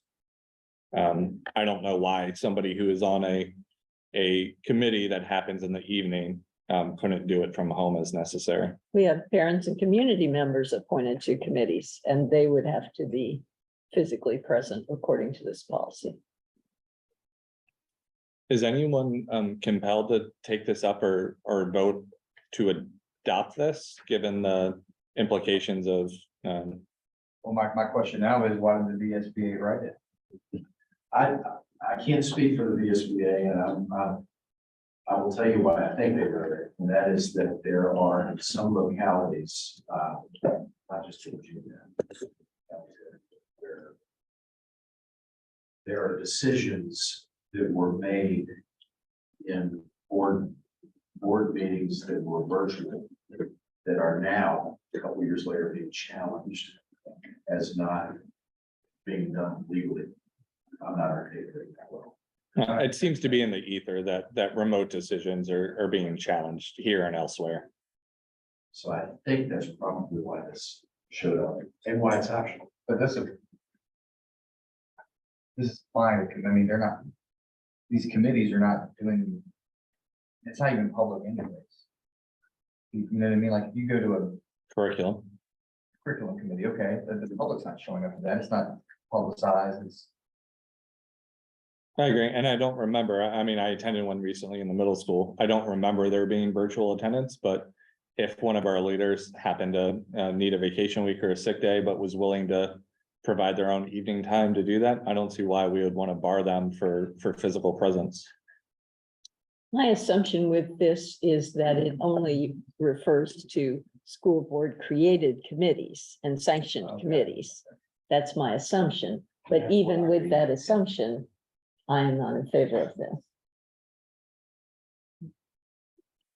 I'm disinclined to be honest, to see it again, given first read and lack of interest, but is there anyone else who would like to take more time with this and have it back on the presentation and do a formal vote, one way or the other?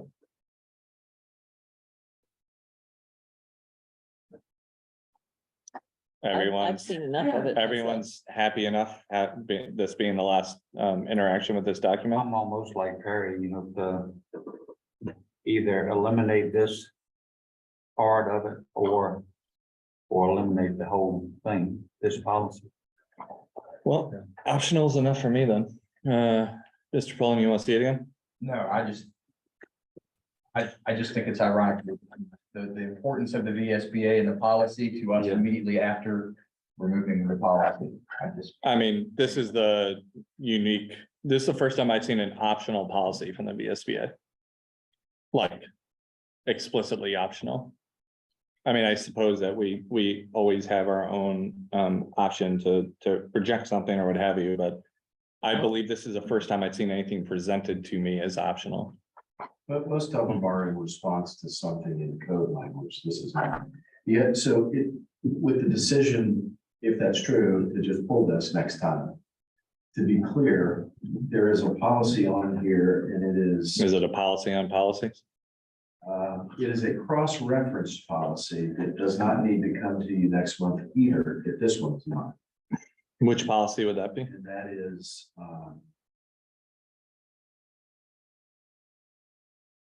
BDD.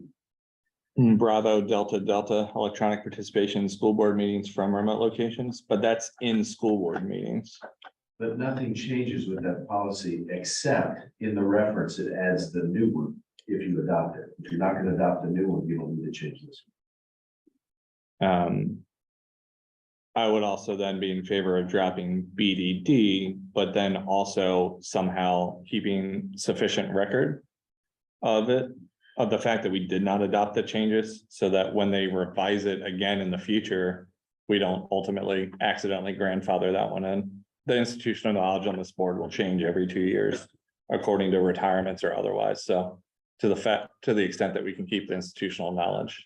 Does anyone want to see BDD next meeting? All right, then I would say strike the two for now.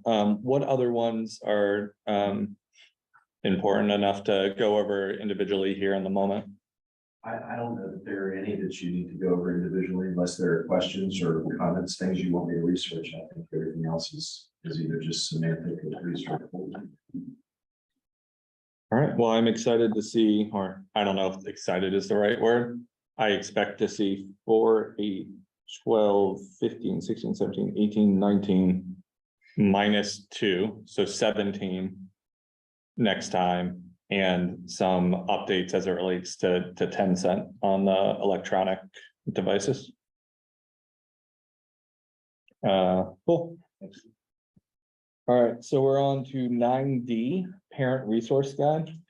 This item, board members, is for you to see the first draft of or I should say the draft in progress of the parent resource guide for the forthcoming school year. There really aren't any substantive changes in here unless they would be changes that you made in your policies that would then be reflected in here. For example, if there's anything that was done, and you can see in the document where what has been added, we'll remove it. It's stricken. Those would be the only changes in there. There is one inaccuracy in there. I've already, Dr. Strickland's already fixed it. If you see that, the chairperson is noted to be Ms. Johnson instead of Mr. Vice Chair, excuse me, Mr. Rittenhouse. We'll fix that. That's on page 4. So really, I mean, I'm happy to go through this as well, but you see it every year and It really just educates parents about the policies and the way those are implemented in schools. If you have any questions, I'm happy to answer them. Or any part of this you want to look at in more depth. I don't think any particular items struck me, but I can tell you for a number of reasons, I've been in contact with a lot of parents of late. And I'm hearing about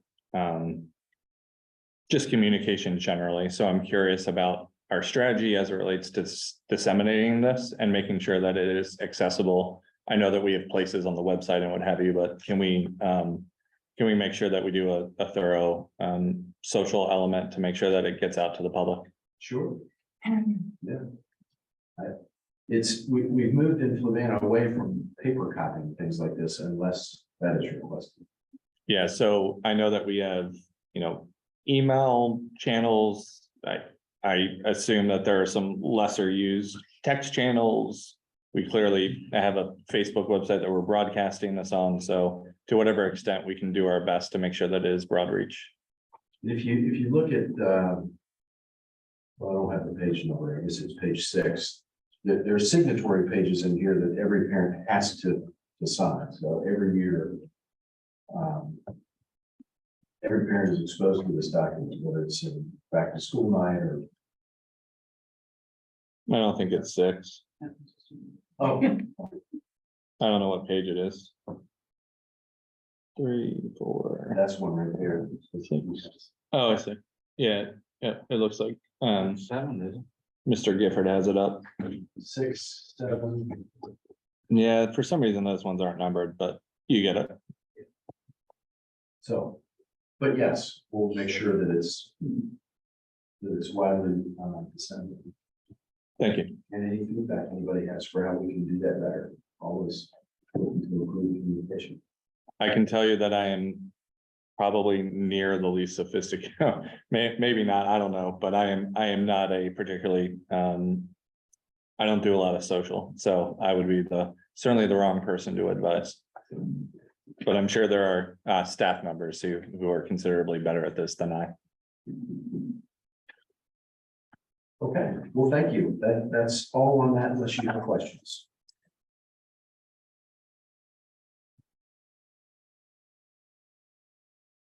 I think we're up for the budget. Fiscal 23.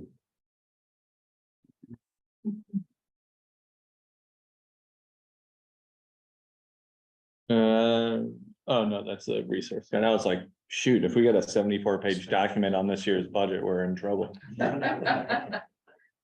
No, I'm without brevity, right? So this is what we had at the end of May. We've since run, June payroll, that payday is next Tuesday. And we've also run the July written in June. So at this point, we're just working on the accounts payable side. There's a lot on the surface, it looks like there is a large surplus, but a lot of this is related to revenue that we're not going to receive. The biggest piece is that $1.7 million in construction funds. So part of that's going towards the Abrams renovation. It will be automatic carryover. We have received those funds, so the county has that money, but it will be automatic carryover for next year for that portion of it. One of the other things that we've talked about as a staff, at this point, I'm anticipating we're going to be right around $2 million in carryover. And I had to go back and look at that because that's definitely a little bit higher than I would have liked for it to be. And there's a couple of causal factors for that. The biggest one is we have about $1 million in unfilled positions. If I go back and look at positions that we budgeted at the beginning that we never filled, and then we had some positions where people left in the middle of a year.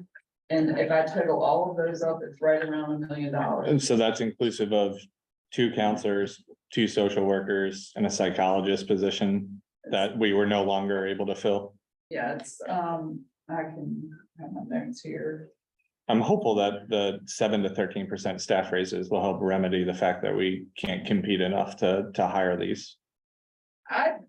I mean, I do think some of it is a factor of what we're experiencing, but I think a lot of people, you know, when I talk to my colleagues, we're all seeing the same things. We had, in terms of unfilled positions, we had 3 school psychologists, 3.5 counselors.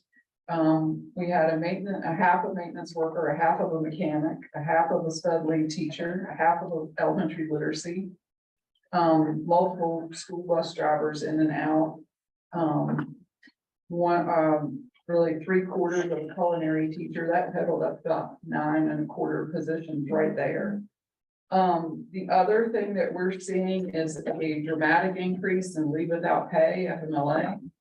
I went back for several years. If I go back to 2020, I think we had about $50,000 in leave without pay.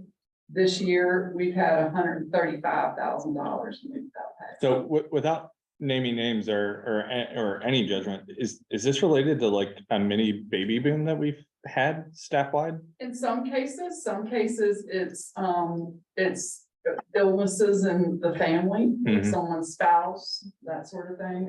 We've seen a number of those. So that, I mean, but that's a real big factor in what we're seeing at the end. And we knew that anecdotally just because of, you know, you guys see it when paperwork kind of comes across your desk, and then we went back and said, what's the actual figure? And that's when I was a little bit taken aback when I saw the actual figure as where we are right now. You said, potentially 2 million. Mhm.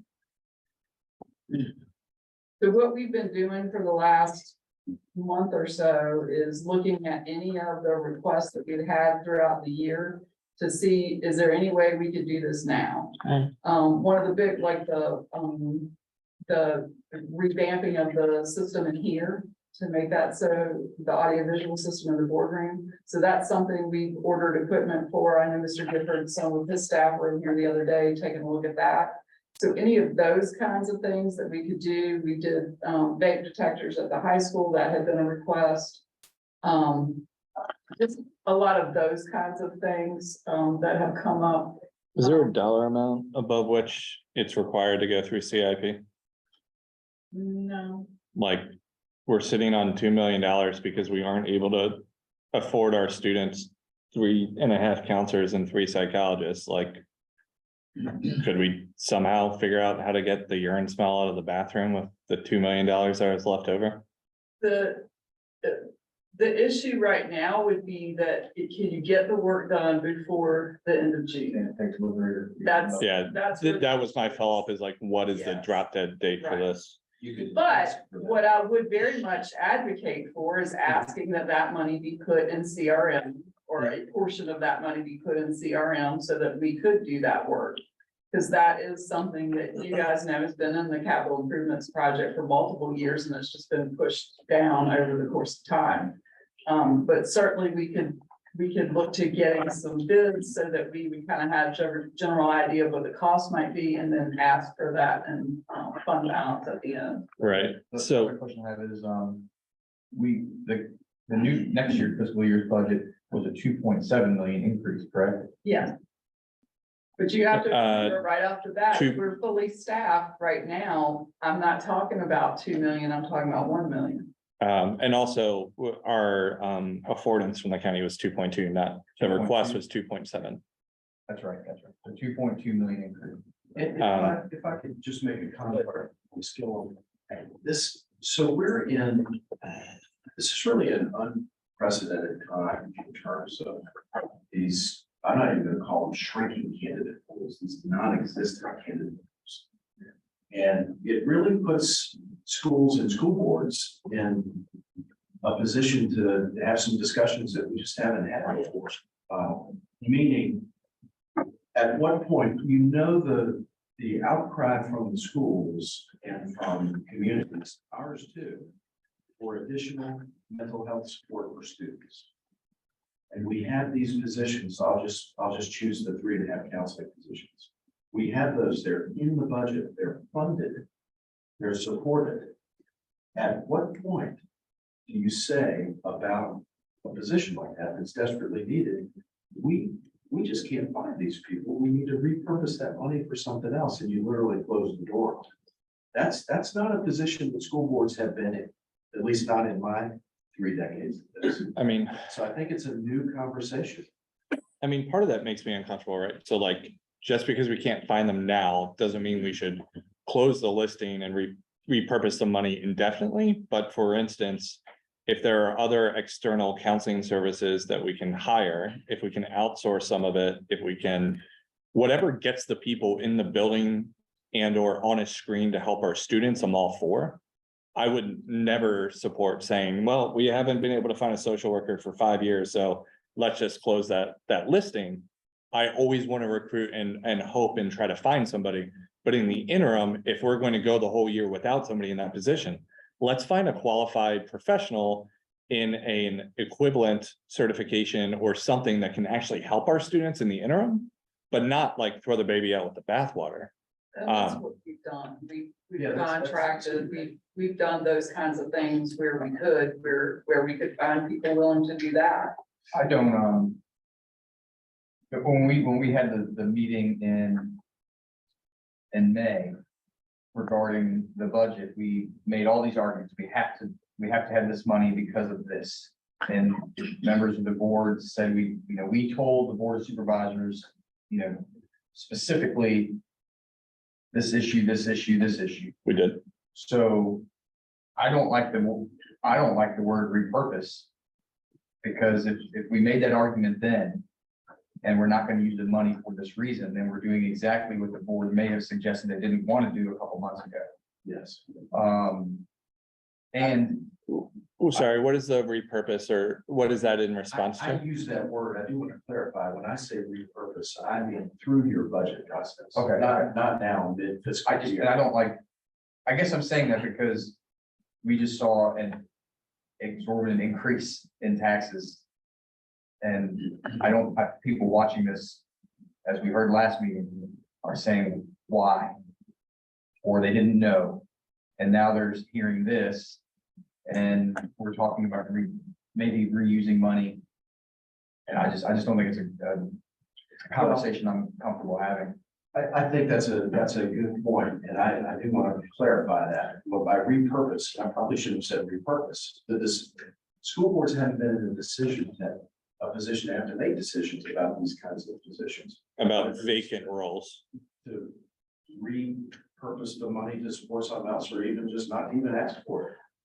The point is to say, you're gonna end up with, and this is a lot more than we had last year, and this is a trend every year.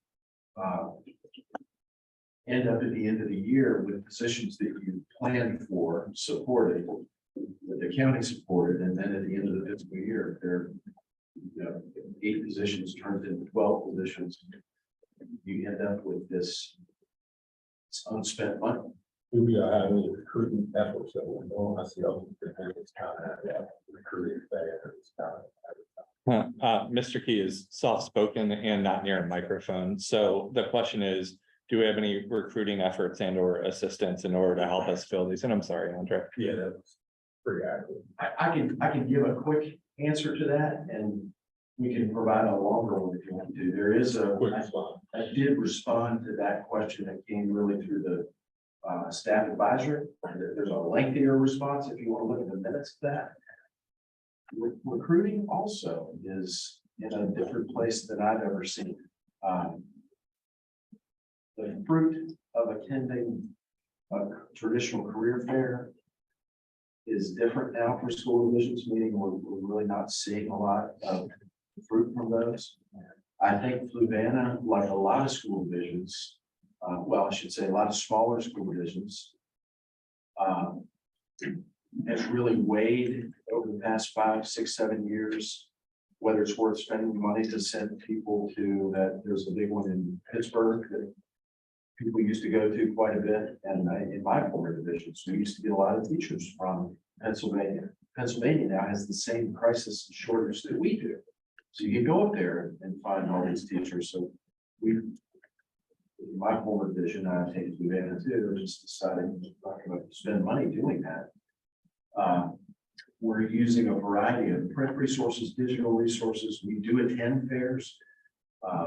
There are fairs that are out there that we don't attend, that we could attend.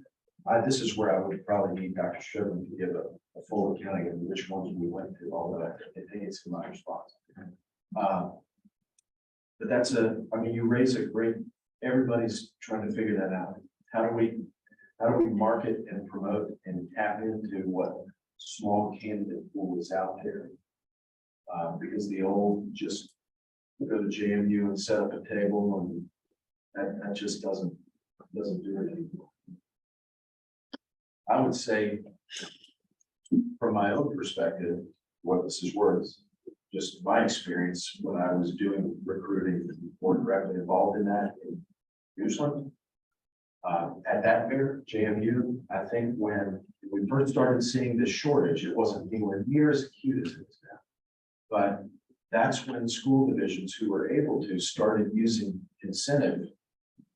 And I'll never forget being at the one at JMU and being next to Prince William, where they were literally writing $5,000 checks to kids who would sign. I mean, the line to get to the Prince William table was out the door, and nobody came to my goose table. I think that significantly changed what those events looked like.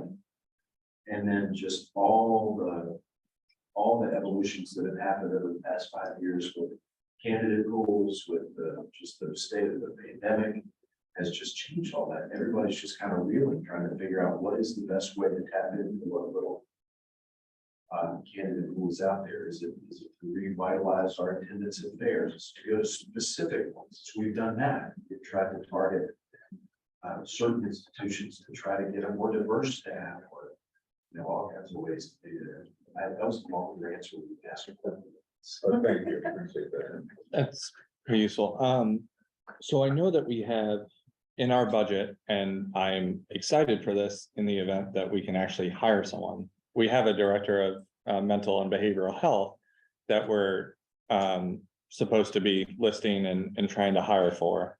I wanted to click on that and see where we are in terms of recruiting for that role, and then two, to Mr. Pullen's point about repurposing money and that language. I would argue that if we are missing 3.5 counselors and 3 psychologists, I wonder if we shouldn't think about or consider, are there other sort of like mentorship programs for students who need help that like we should be tapping into that just aren't those particular certifications? That to me is not a repurposing of money. That is let's get the job done with the people we can get, even if it's not the like Cadillac or my antiquated references, Bentley or what have you version of that position. Can we still get the need met through other means? And we're doing that where we can. One of the issues that we are running into is there's a state requirement for the number of counselors you have to have based on your student enrollment. That's 500 to 1. No, the ratio has changed a lot over the last couple of years, and I wouldn't want to speak it off the top of my head right And now. we won't really know until the state resolves its budget this year. I was told at that meeting on Monday that it might be July. I don't know. So, yeah, please remember that we do not have a fiscal year 24 budget. Yeah. But I want to go back to some of the things that we've been working on. So there were some safety concerns at Central that we've been addressing. The blacktops, asphalt, and also concrete walkway issues. We did pay the cafeteria debt. We paid that for this past school year. And that's a legal requirement. Any revenue that if she's to get any payments in, then she understands that, money is returned to us or applied to next year's debt, but it was in excess of $100,000. And we're statutorily required to pay that. Is that correct? Yes. Once it's 1 year old, we are required to pay it, Yes. and we are barred from aggressive collections. It was $20,000 6 years ago, Yes. when we first discussed using collection efforts to get that money Yes. increased. It's fivefold. Yeah. Yeah, none of my statements were evaluative. I just wanted to make sure that everybody knew that, one, we are required by law to pay that money after 1 year of it being debt, and two, we're also not allowed to go through aggressive collections. Correct. Do you think that because this, like, literally the year after we decided to use collections, they passed this law? Do you think that there are people that now know they don't have to pay? I mean, probably a few more right now. Yeah, I mean, we talk about it every year for at least my 6 years. I mean, now they know. And the snowball. Yeah, there's no. Yeah, no they've consequence. really limited, I mean, there were, right or wrong, there were things that we would do in the past to try to get those funds back. And you pretty much can't do anything but ask for it. I mean, that's really where you are. Pretty please. But you can't, when we talked about it before, you can do anything with the treasurer's office. No, You don't pay your registration fee, or you don't pay something down the hill there, you can't get your driver's license. But $100,000 in debt here, and there's no consequence. Well, I did want to confirm that none of our graduating students are having diplomas or anything withheld related to debt. We're, okay. you can't stop them from going on field trips there. I'm telling you. Yeah, no, someone asked me about it the other day and I cataloged it as like, oh yeah, ask this question. And so I just wanted to confirm every graduating senior would not, every graduating senior will get their diploma. I did want to ask, because I'm asking this because I know it's a big expense but I do feel like it's something we need to consider is there's about $660,000 that was budgeted for health insurance that was not expended because of those open positions. Mhm. My recommendation would be that we do a payment to the claim fund in that dollar amount. Of what was budgeted for health insurance, but was not expended. We do have quite a few high cost claims this year. We do have funds in the fund to cover that, but my concern is if that trend were to continue, then we might find ourselves in the red in our health insurance, and I don't think any of us want that. Do you need 3 head shakes, thumbs up, or do you need an action item in order I to don't do need an that? action item, and in my mind, it's a budgeted expense. But because it's such a large payment, I didn't want to just do it And this is- somebody asked me later why I did that. Is there, are there 3 members on the board who are comfortable with Ms. Gillum moving the money that is already budgeted for the health insurance into the collective pool to pay for not only this year's expenses, but for the overall health of the system? How was it not expended? Because we didn't fill the position. So it's the Oh, it's that's the functionally the not expended. premiums for That's staff the- members who are So not it's- currently hired. When I bill vacancies into the budget, I hold the dollar amount for health Okay, insurance. I see. So it's still health insurance related. Yes, ma'am. Got it. Yes, It is earmarked to pay for the employer side premiums for Yeah. health insurance. Yeah. So Ms. Gillum, do we already know what insurance will cost in general next year? yes, sir. We have a rate sheet for that. Yes. There was no increase on the employee side, and there was a slight increase on the employer side. Is that what you meant? The rates? Yes, Yeah. yes. Okay. So we had been working under the assumption that it would be no more than, I think it was 8.4% when we were doing our line items. And I believe it came in less than. It did. So I guess board members, who is comfortable or uncomfortable with, putting that money into the pool as it is or was directed? I mean, I suppose the upside of doing so is that in the future, we won't have to worry about further diminished bucket of money since we're a self-paid system. And that means in the future, we'll be less likely to need to move future monies in there. I would be comfortable because it is a health insurance expense and it was line item for health insurance. And so I am comfortable doing that for the health of our health system. Anyone else feel compelled to utter a position? Of that $2 million, is that $600,000 that we're referencing now included in that? Yeah, and my 2 million is an estimate, it's not a definitive number at this point. So it would be part of that? But is it inclusive thereof? No, it would, that would bring it down to more like 1.5. So yes, the 600 would be part of the 2 million is what I'm hearing. I'm in favor.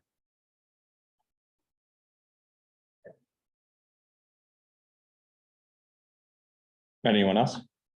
We've done this before, correct? Yeah. We have. And the We've done amount it of what, pretty much every year. 400,000? I'm I sorry. remember 400. That was last year, I We've think done- was we've 400. done anywhere between 4 and 6, I think, in the Yeah, past. before last year. Yeah, After yeah. that was after the monies. Yeah, I don't think everybody is already. For the health insurance. So that is 3. If the superintendent or Miss Gillum feels like they need a board motion in order to do this, we can do it. You just need to tell us that that's the case. Are you comfortable with this as is? Yes, it's something you budgeted, yeah, I don't think you need to take action, you've already approved this budget, and that's where it's. The other thing was I didn't Not know moving it. if, because we just did the new rates and Mhm. people changed plans, I couldn't have told you last month what would have been there because I didn't know what plans people were gonna pick. Right. Or if people were gonna be on plans or not be on plans, so I certainly apologize that it's the middle of June, but that's kind of where we are in the budget world. One other thing I just want to mention, is that, there's 2 things I want to mention, I guess. There was a request to buy a new van for technology, a new used van. But I did not want to do that without also getting some feedback from the board if that was something that, Do we traditionally buy many vehicles?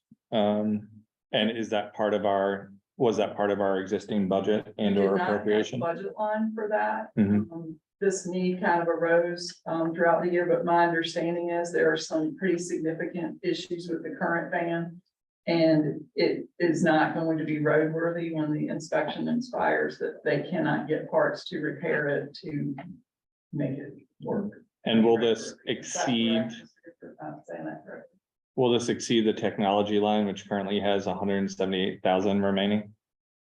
No, I'm not asking if you're buying a $200,000 van. I'm asking if everything else that we need to appropriate will exceed the budget line. no, in technology, I don't Yeah. think so. I mean, usually we purchase the vehicles out of transportation, but Oh, okay. Well, then the transportation line, which is 700. Yeah. That'd be a pretty fancy van. no, I think the cost of the van was somewhere around 40,000, if I'm not mistaken. And so do you need 3 head shakes / thumbs up here, or how do you want to? I would kind of just like, if you guys are okay with it, I'm fine with moving forward, but that was another one, it wasn't in the original budget, so I just want to make sure that we were okay with that, because I know you've had some questions about vehicles in the past. Board members? So it would come out of the technology line. It comes out of transportation. Vehicles Transportation. Come out of transportation. Is there transportation money to cover it? There should be.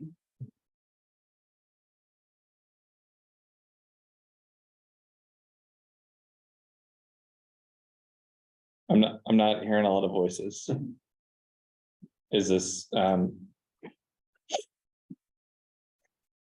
If it's a transportation expense and we budgeted the money in transportation for this current year, I'm in favor. We did not have a line in the transportation budget for vehicles this year. Right, but we have We $40,000 should have $40,000. by the end of June there. Yeah. I'm still fine with it. Thank you. so that's one. Is there another board member who's inclined to speak on this particular request? What are the repairs that need to be done to the? I was sent an email. Looking forward to.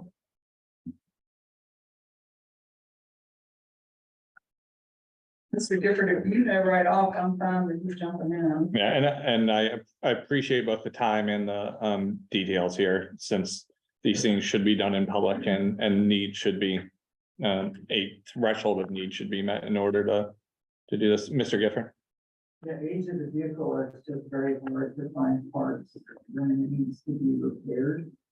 So, Mr. Gifford's not on a microphone, so I'm hearing that the age of the van is such that it is difficult to find parts when it needs to be repaired. I can give some specifics, Mr. Gifford, if you want me to, based on what was said by Dr. Strickland. It's a 1998 van with 145,000 miles on it. It has an electrical issue that prevents the airbag from working. That's the reason it's not going to be inspected. There is not a control module for it made in. That's why that can't be repaired. And then the AC does not work. Lines for the AC are rusted out. So based on that, what I'm hearing with the airbag and the AC, I'm actually concerned about legal liability. Should that van be in an accident and we have a non-working airbag? So I'm inclined to provide a second nod to do what we need to do, given those circumstances.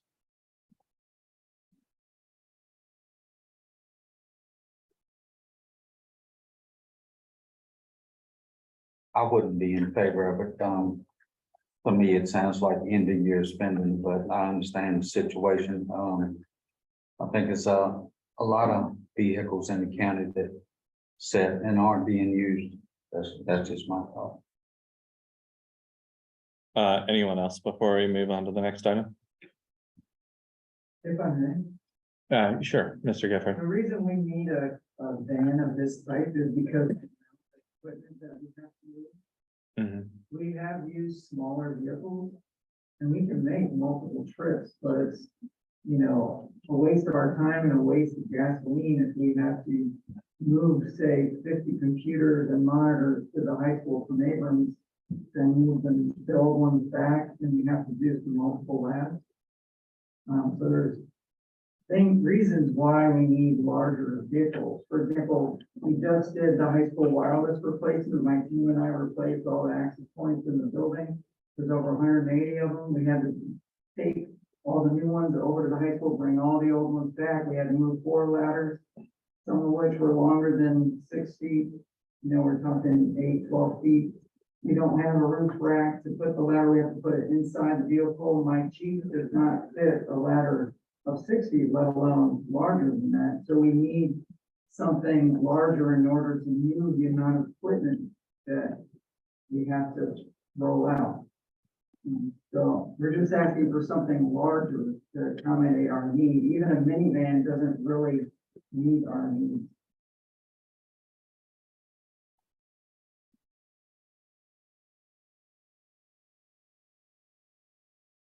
All right, so there are 2. I will wait about another 30 seconds here, and if no third member speaks up, then we'll move on to the next request. Or budget related item. I guess my only question we have is 40,000, that's the cheapest that's out there for that type of thing.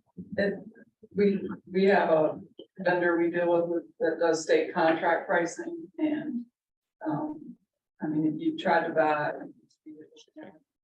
Understand what that's like right now. But, he's assuring us that he's giving us he's given us a quote. And this is a vendor we used in the past, and it is a state contract.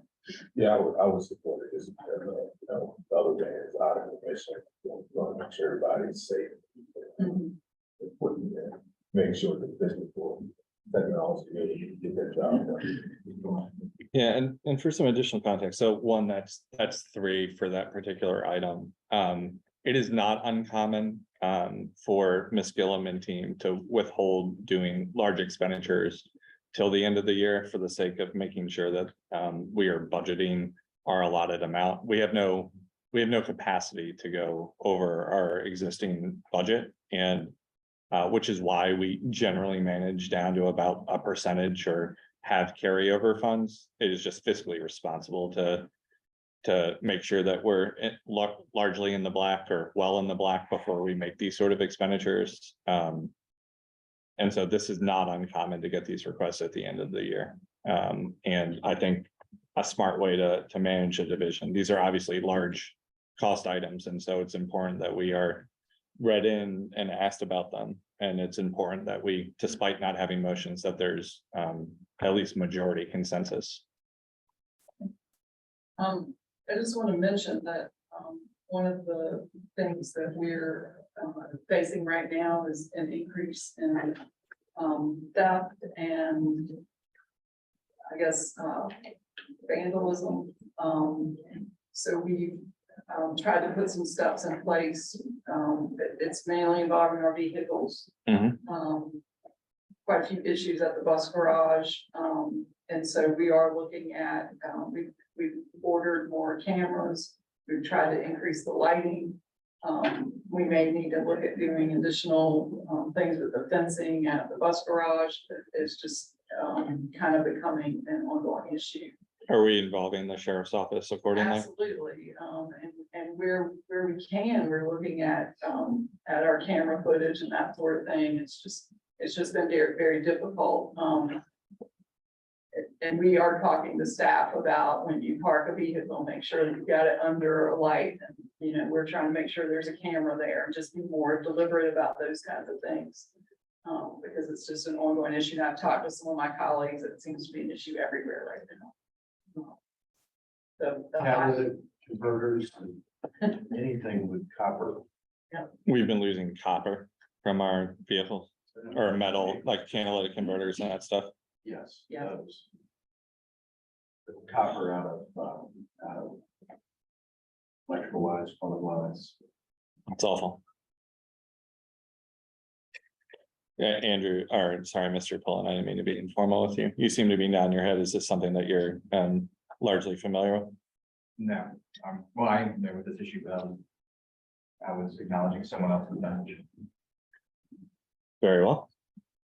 I believe that's all I have unless you have other questions. I had two questions for you. One was to double back on the director of mental health. Is that, I know that you're not, it's unfair to ask you all, but like, are we actively recruiting? Do we have interest? Are we optimistic that we can land an individual that can help lead our division and tell us what resources we need in order to help our students? We have applicants. I think they're scheduling interviews next week.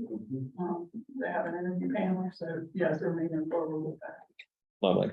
And optimistic. Yes. That is remarkable. Thank you for the update. I am, that was one of the things on this budget that I feel remarkably passionately about, and I am hopeful that we can find some leadership to tell us what services we need and how we can best help our students. And then last bit here, obviously, you gave us a rough number of 2 million, and then we've made some appropriations, or at least acknowledged the fact that we're going to move money to the health bucket, and also for that particular vehicle. When it's all said and done, there will be a number that promises to be somewhere around 1.4 million.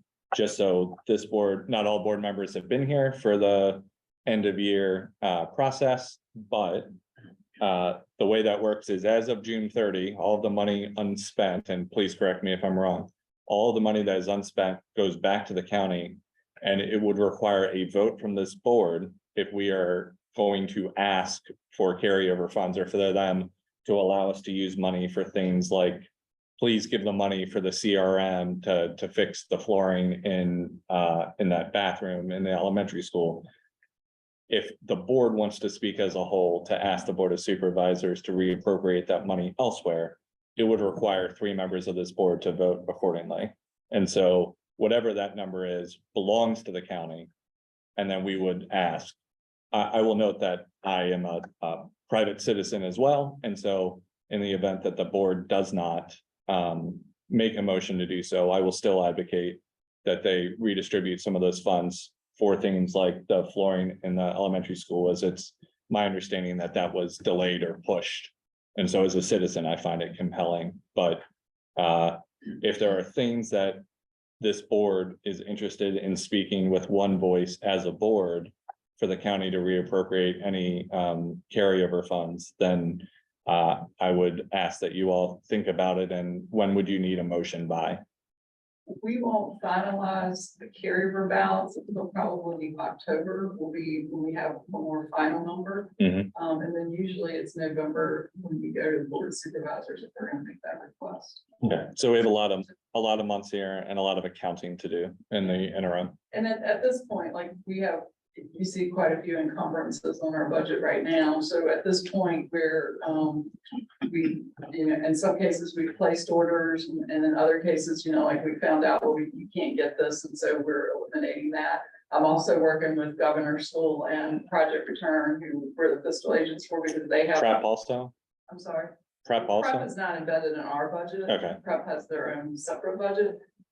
But those two are within our budget, so if they have carryover, it impacts our budget as well. So just trying to figure out what it is they're gonna do with the remaining funds that they have. So there's still a lot of moving parts.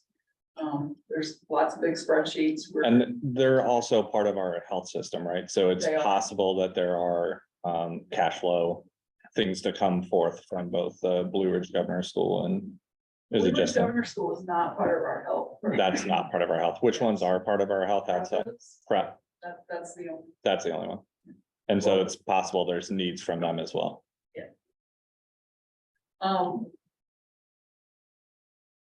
Don't think, so anyway, we're continuing to monitor it and at this point. I do want to say, even if it is in that 2 million range, that's right around 4.5%, which is not. It's not way that big a bigger. percent. And when you think about it. I would actually contest that because every year I've been on this board, we've given back 800,000 or more. Mhm. And that, so initially that seems like, okay, we're doing a really good job of budgeting. I'm not saying that we're not. But when you take 800,000, a million, 1.2, up somewhere up to maybe 2 million, next year's budget will start with a number that we legitimately had maybe 4.5% left over.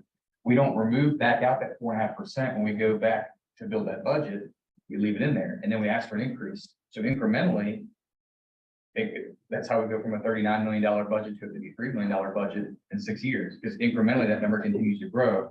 As we give that money back to the county, they don't give it back, they spend it. So that money just continues to grow and continues to grow and continues to grow. That's how we see such a huge budget increase, in my opinion, not just here, but down the hill. Well, I can assure you that we're continuing to monitor the budget and when we don't have ESSER money in there, that budget's gonna drop down below that 53. I could also promise you that the raises that we did are gonna substantially impact next year's budget. I also found out last week how much money we were getting from the state for this year. So I want you to think about that. I worked very hard to make sure that we're in the black and not the red, but it's very difficult when you don't know what the number is. If we didn't know as citizens what we were gonna get paid, it's very difficult to do a budget. And then somebody go, oh, by the way, sales tax dropped, I'm gonna take that back from you. It's very difficult to manage a budget when you don't know what's coming in. Yeah, I still don't know how much money we're getting for next year. No idea.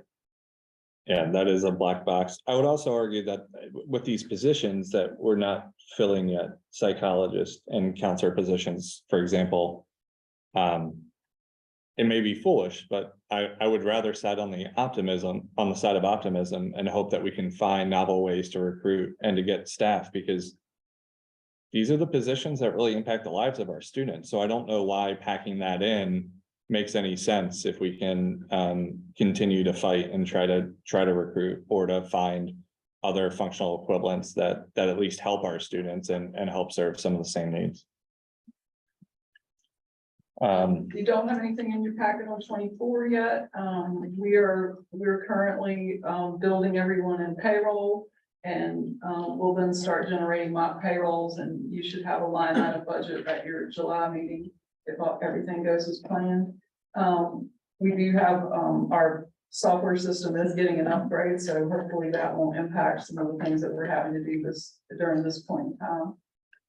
The other thing that I'll mention is we did get fuel pricing for next year, and it's substantially lower than we were paying this year. So I'm very excited about that.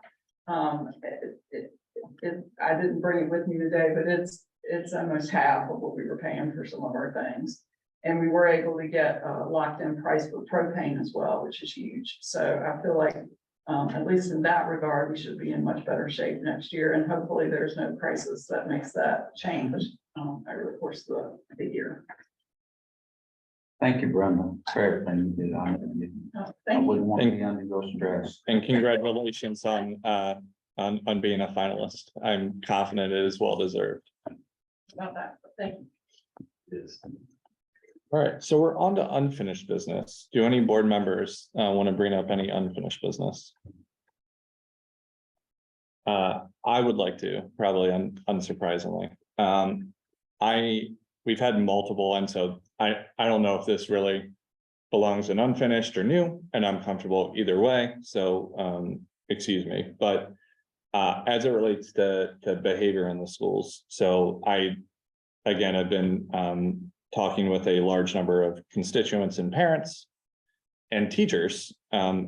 Apparently you can't knock on 5 doors in Palmyra without hitting a staff member's door, which is wild.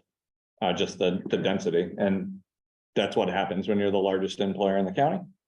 But one of the things in my discussions that I've heard time and time again relates to behavior and needs in the classroom. And I am struck by the fact that this board has perfect visibility, if you will, to students who receive 10 days plus out of school suspension.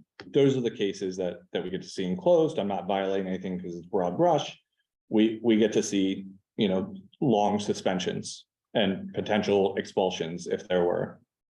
But we have near zero visibility other than what we hear secondhand from others as to behavioral trends in our schools. And by that, I mean, we hear it summarized, I believe, and listened to, and I'm shocked by some of the things I hear from staff and administration, both at the door and in this room.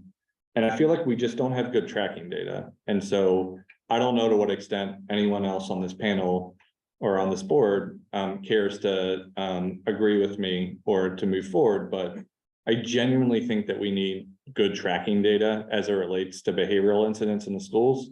I don't know if the right threshold is a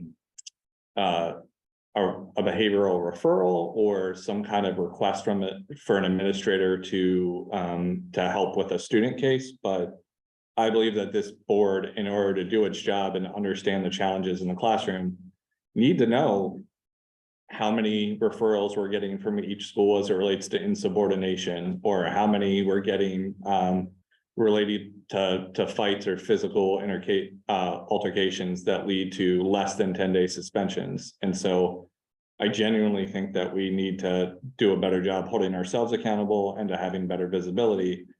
And if 2 other board members are inclined, I would like to ask the staff to produce a monthly report related to incidents in each of our buildings so that we can have a better handle on tracking data and making sure, I think step 2 from getting the information and having the data is then understanding what outcomes are. Like, how are we closing the loop with the students and the staff? How are we supporting the staff and how are we supporting the students? I firmly believe in the adage of hurt people hurt people. I believe that behavioral incidents largely come from trauma and things out like in the students' lives, that students don't come to school and think I'm going to be bad today. I'm going to act up, that it's not getting enough sleep because something's happening at home, not getting enough food on the table, et cetera. Like, these things happen. And so I just don't know how we can pretend to have a handle on student mental and behavioral health if we don't have some kind of mechanism or tracking for it. Okay, yeah, thank you. Sorry, I know it's a lot, but I spoke about that earlier. We do have good data, and we do have tracking data, and we're mandated to report that to the state. So we do have that data. The question is how to get that into the board's hands and what you would want it to look like. A reporting of just the codes that are in our school related to the different. I don't know that would be meaningful, but I'm more than happy to hear. I have worked with boards in the past that did get a report of that, basically out of Power School, and others that didn't. I'm happy to, I would want a little more feedback on what you would want to see. I'm assuming you wouldn't just want a spreadsheet with a bunch of codes that you would have to reference to. But we can do that. Yeah, I don't know what you've experienced in other divisions. No, I'm not interested in 7 cases of code 390 because that's not actually meaningful or insightful for this board without a reference sheet. And so whatever it is will be public and should be at a 3rd or 4th grade level, because that's what most information is presented at. So to the extent that we can get, for me as an individual board member, for at least the next 6 months here, I would like to see some kind of statement related or category that is decipherable and insightful as to what the teachers are experiencing and what the students ultimately are being held accountable for. I don't know if anyone else cares to see these things. I would just offer the caution that behavioral data in particular is often skewed because it's often viewed that the teacher can't control her classroom, his or hers, if there are a number of referrals, and that doesn't reflect well on the teacher. So I find that the data is often skewed in that particular area.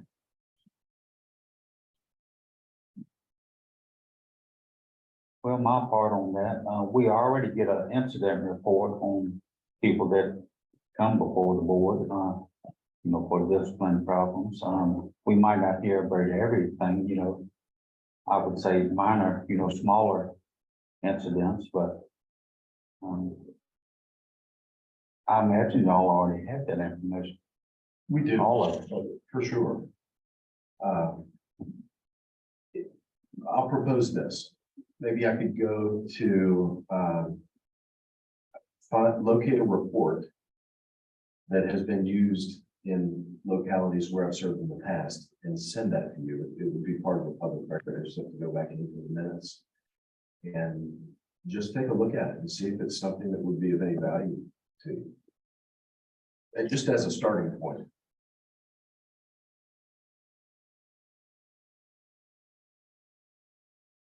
I'm certainly welcome to any step forward in a way to bring visibility to this board of student behavior and discipline. And I mostly worry that one, and this isn't an indictment on anyone, and it isn't specific to any particular cases, but I am concerned that one, if behavioral referrals are not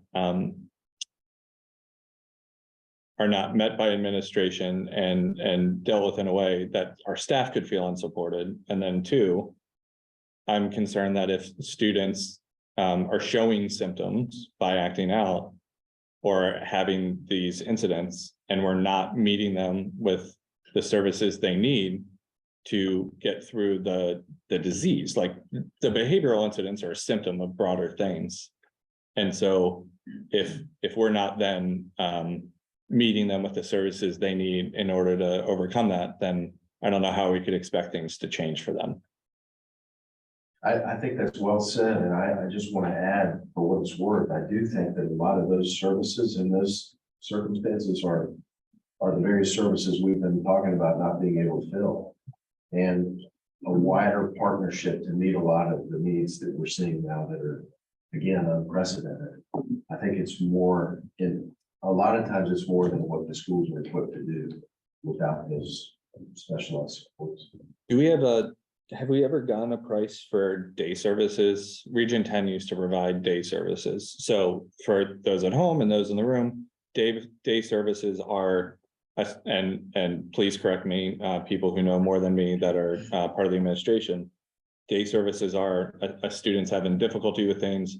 There is an expert in the field of mental health that can provide group and individualized settings. Historically, Region 10 were in the schools.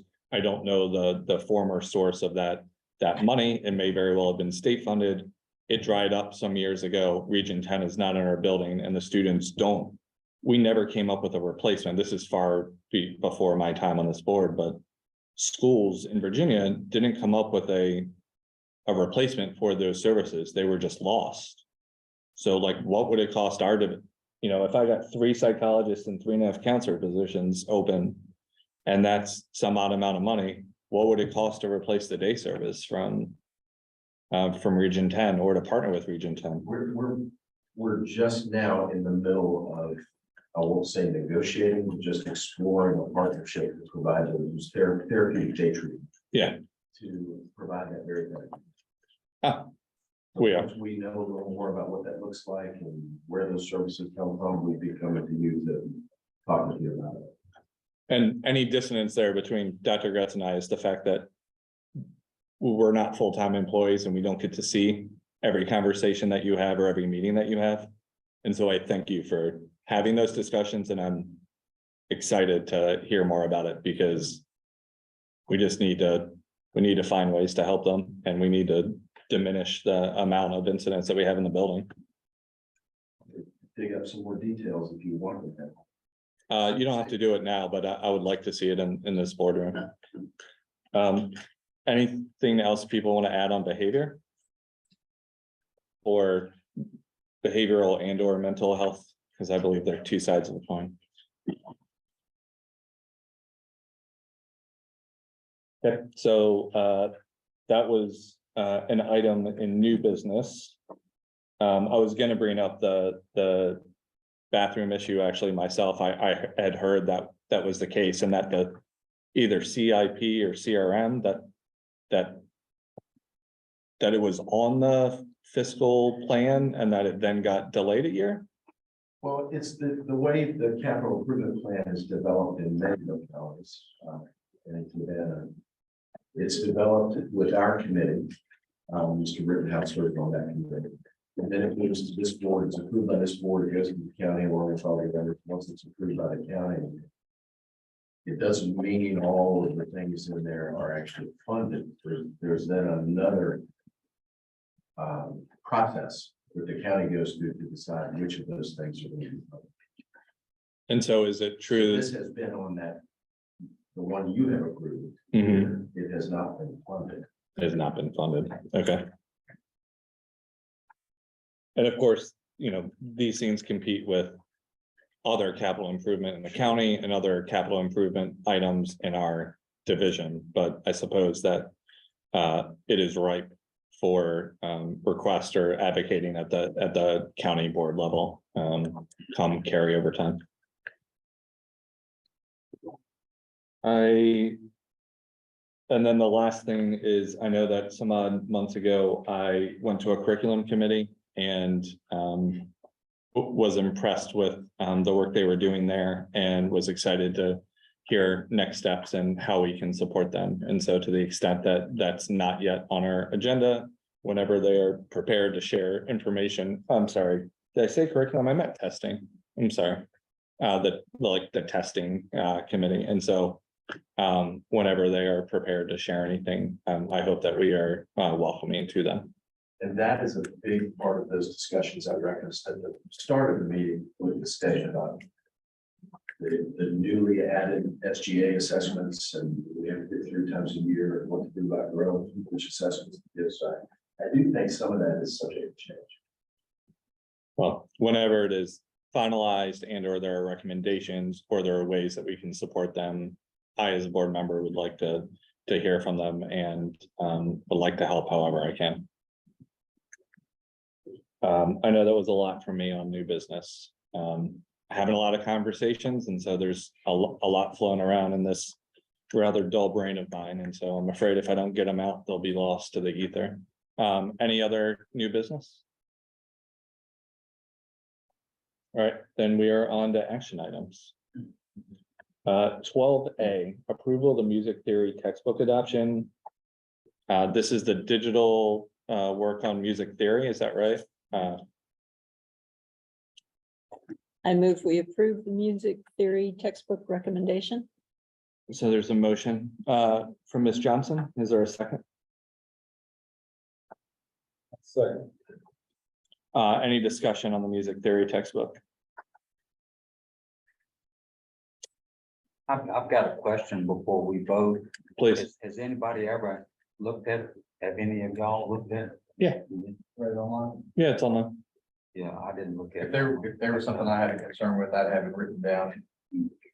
so Andrew's ready to talk about augmented sevenths and, I didn't understand most of it, to be honest with you. it's a hard, I mean, it's, I was. First one I've never seen because it would be lost to me. It is music theory is one of the things that really stress out the music majors. I spent a lot of time in band and choir in college, and music theory is the thing that weeds people out who think that they want to do that professionally. So it's complex, but I think the textbook helps considerably. All right, then, all those in favor of adopting the music theory textbook, please say aye. Aye. Aye. Any opposed? 5-0, we have a new music theory textbook. Approval of the VSBA membership fees for 23-24. We had a fairly vibrant and robust discussion on that earlier. But is there anyone who is willing to make a motion? With reservation, I move to approve the VSBA membership fees for 2023-24. Is there a second with or without reservations? I think it's second with reservation. This is the time for discussion. It is clear that, please. Johnson, I would say, this is your last year. I know. Don't get crazy and all vote no.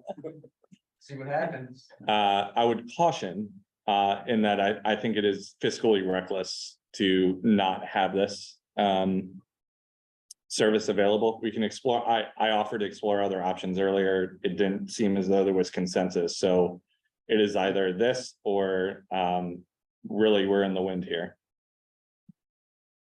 So it sounds like there are a few things that this board agrees on. One of them being we're not thrilled about this vote. That said, all those in favor of of approving the VSBA membership fees for 23-24, please say aye. Aye. Aye. All those opposed? No. 3-2, we have adopted the VSBA membership dues. We're now on to approval of the Title 1, 2, 3, and 4A application. I don't know if there's anyone to speak to this or if there are questions from the board. Well, these were presented last month. They were. No changes here. I'm happy to plug into specific ones, but or if there are questions or if you want to look at specific additional, if they're all the same. I've read them for years and I'm confident to recommend the approval of Title 1, 2, 3, and 4A application. I'll second. I have a motion and a second. Is there any discussion? All those in favor, please say aye. Aye. Aye. Any opposed? They are approved. We're now on to 12D, approval of SLEP MOU. This is the school law enforcement program that we discussed last month. It's just a renewal of an ongoing. Is there a motion? I'll make a motion, we approve the SLEP. What's that? MOU. MOU. That's all right. It's hard to read. So I have a motion to approve the SLEP MOU. Is there a second? I'll second. Is there any discussion? All those in favor, please say aye. Aye. Any opposed? 5-0, the SLEP MOU is approved. We have 3 additional items that were added to the action items. The first one being I don't remember which order you said it, so I'll let you. Sure, I'll take it over. In order to clarify school board salaries from the past and moving forward to the future, I have 2 motions to go with that. The first being that I move the Fluvanna County School Board ratify the salaries it established and paid to its members for the 2013-14 through 2022-23 fiscal years, as well as the salaries paid to the chairpersons for 2017-18 through 2022-23 fiscal years, as set forth in attachment A with the correction of the chair's salary for 2021-22. Dr. Gretz, do we have capacity to show this on the screen since it is referenced in the motion and an exhibit and therefore part of the public record? How would we do that, Mr. Gifford? This is a, Who has the document? I'm sorry, Who has the document? we just email it to you. You have to, It's a shared document. you have to share it with. I beg everyone's pardon. This needs to be shown in public, and so we're gonna pause here for a moment until we can get it up. Josh, do you want to pause your share so that you're not broadcasting your email? Okay, Share it with that email account. SBO-AB. so we'll get this hooked up here and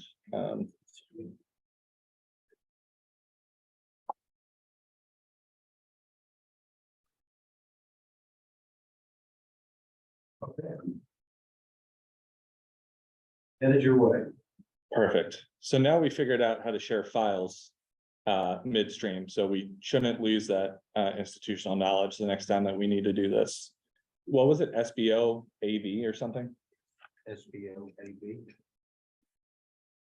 We need to make sure that we can do that in the future. Great, so if we pull up these numbers here. The specific thing I want to call is the line item for the chair on 21-22. You'll see that that number is 6919. The chair changed hands during that year. And so that is just a clerical error. We will revise this. It will be reposted with the revised number. That is an action item for all the administration here. But we have a motion. Honestly, I forget if we have a second yet, so I'll ask for a second. If there is one. I'll second it. So I have a motion and a second. Any discussion? All those in favor, please say aye. Aye. Aye. Any opposed? 5-0. Thank you, and that will be in board docs and in the public record accordingly. I believe there was 2 more items. My second motion simply establishes the school board salaries where they are and maintains them for another year with no increase.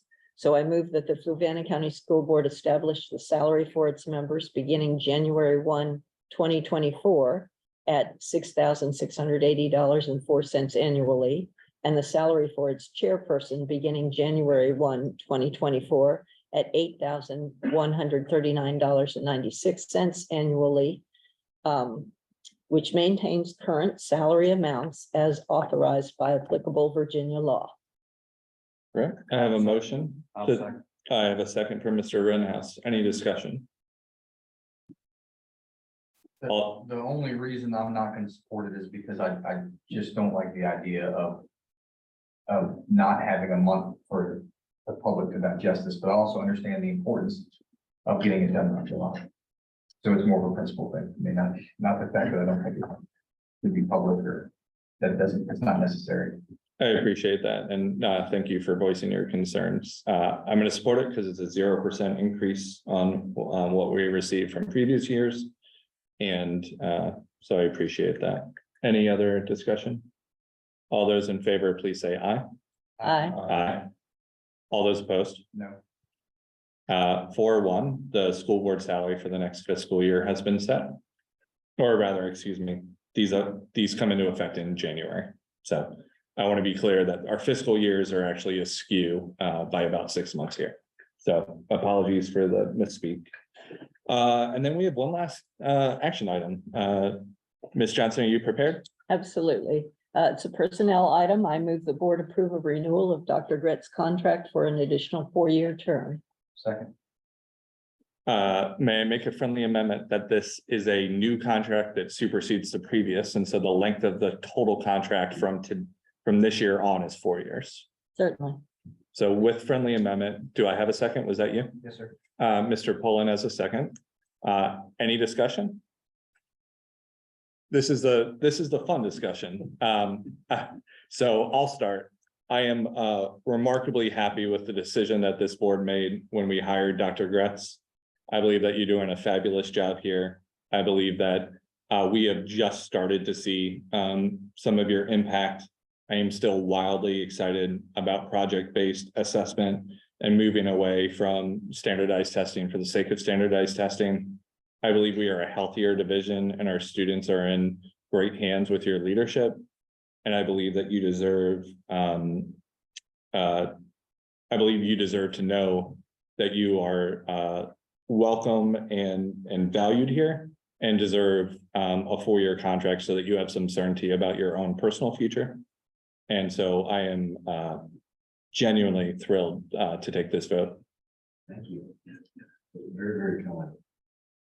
Other members? Yeah, oh. Yeah, either one. I'll let you boys sort it.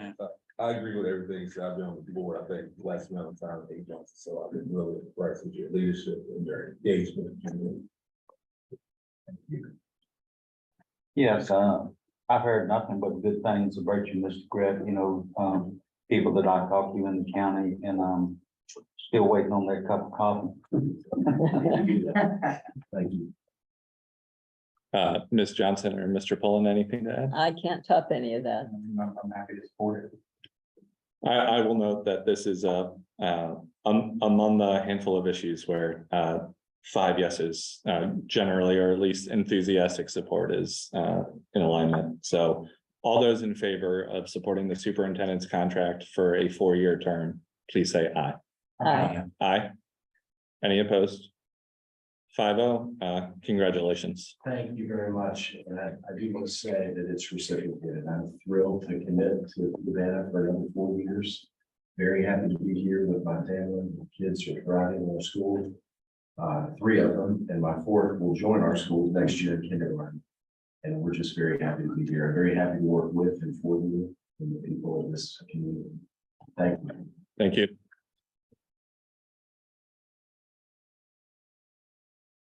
All right, so that was a lot, but now we're on to our second round of public comments. As I indicated before, this is a time for community members, whether you live in Fluvanna County, have students in Fluvanna County, are a staff member, have business before this board, to come forth and be heard for up to 3 minutes.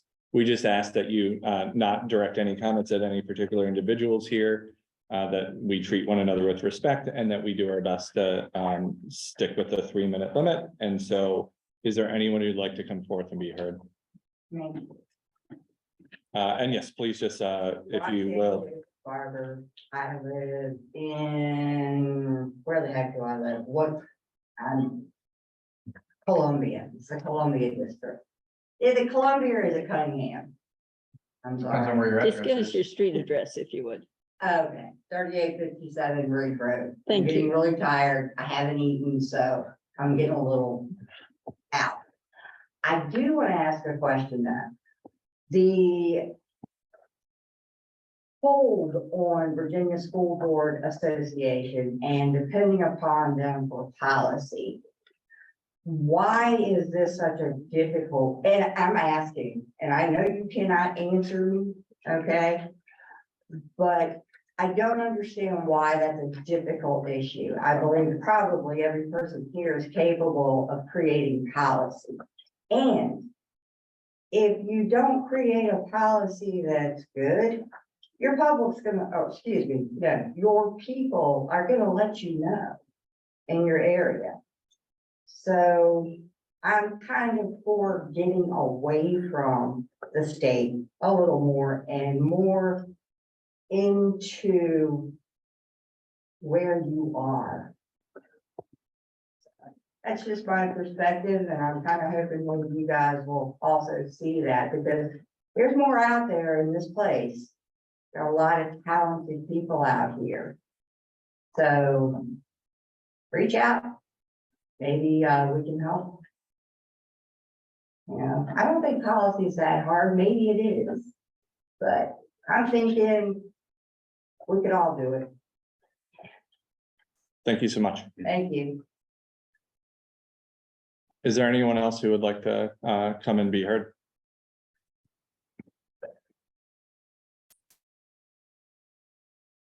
I'm Gary Davis. I live at 147 Justin Drive over Sycamore Square, the Fort Union District. What I was reading earlier, I was glad to see that the board talked about the urine smell tonight. Like, I really appreciate that. My intent tonight was not to disrespect anyone on the board or the administration about those conditions. I just wanted to bring them up for awareness to inform parents and the board members of those conditions, because I took a tour and I saw it. And if any other parent took a tour of it and then they went to that bathroom, that would be the first thing that they smelled. So I appreciate the comments tonight about possibly looking into it in the future, at future meetings. Additionally, I just urge the board members to take at least 3, maybe 2 to 4 tours a year at the schools to assess their needs and to evaluate the conditions. That way you just get eyes on our schools and where our children are going.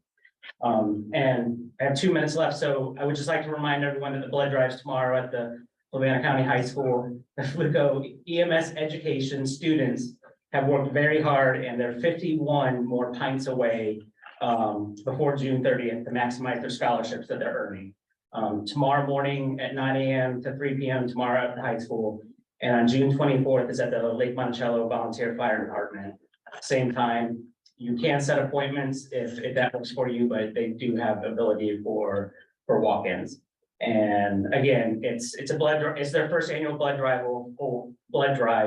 for the memorial at the Fitzgerald 7 and a 2015 Fluco graduate and the Navy sailor. They're all Navy sailors to go to Rigsby. So it's for a great cause and help these students get the scholarships that they've earned. And my wife's a phlebotomist, and I think we looked it up. So I'll donate blood tomorrow. She's going to donate blood tomorrow. I would love to be able to donate again on the 24th, but there's a gap, I think, of 50 or 60 days where you can give blood. So I can only do it. And so that'll be 2 pints that they get. So 49 more, and just ask the community to help out. Thank you for your time. Thank you. Is there anyone else who would like to speak this evening?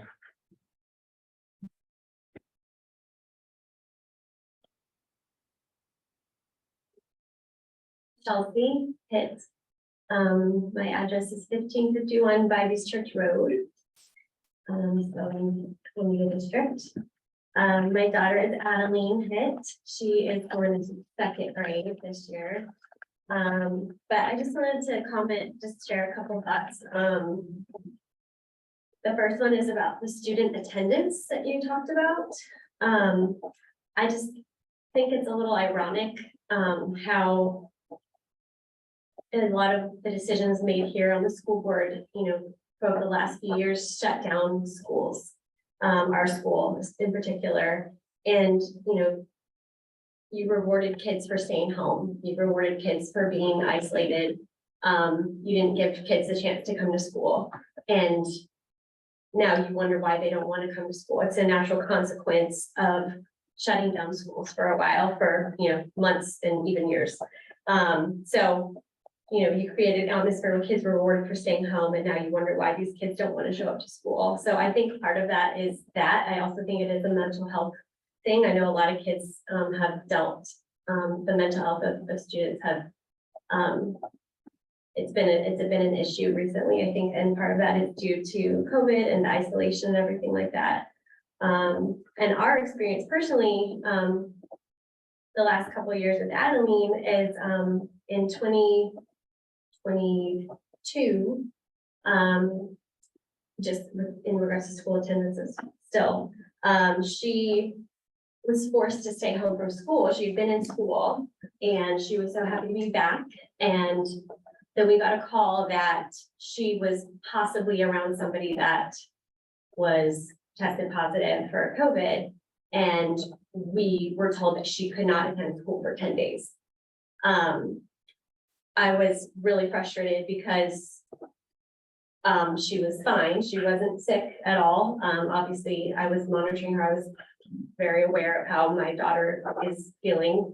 And so, we pushed back and we said, no, we don't agree with that. She has services in school. She gets, therapy, she gets speech therapy and occupational therapy, and, she needs to be in school. She needs that. She wasn't allowed to. And then this year I get a letter sent home from the school saying, why isn't your daughter in school? She's been missing too many school days. And that's in fact because she had been sick a few times with different colds and viruses. And obviously, as a responsible parent, I'm not going to send her to school if she's sick. So I just find it very ironic over the last couple of years how that has switched from going, oh, you're not allowed to bring your healthy daughter to school to why are you sending your sick daughter to school? And she's missing too much work or too much school. So Thank you so much. yes, thank you so much. Is there anyone else who'd like to come forth and be heard? All right, then I'm going to close our second round of public comments. We are now on to school board member comments. Are there any school board members who wish to speak?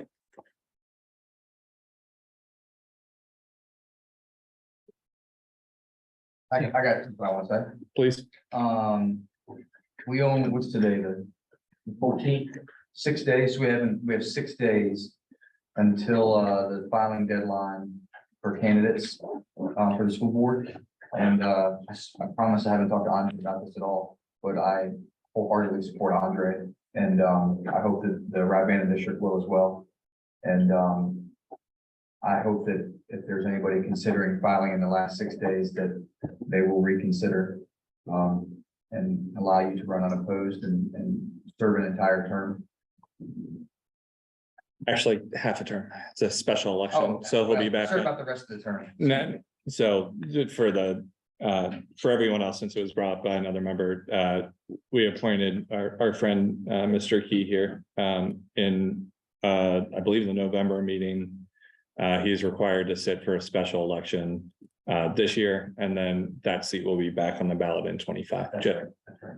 My apologies. Either way, I hope if anybody's considering, obviously it's their right, but I hope that they would allow you to serve out the rest of the term.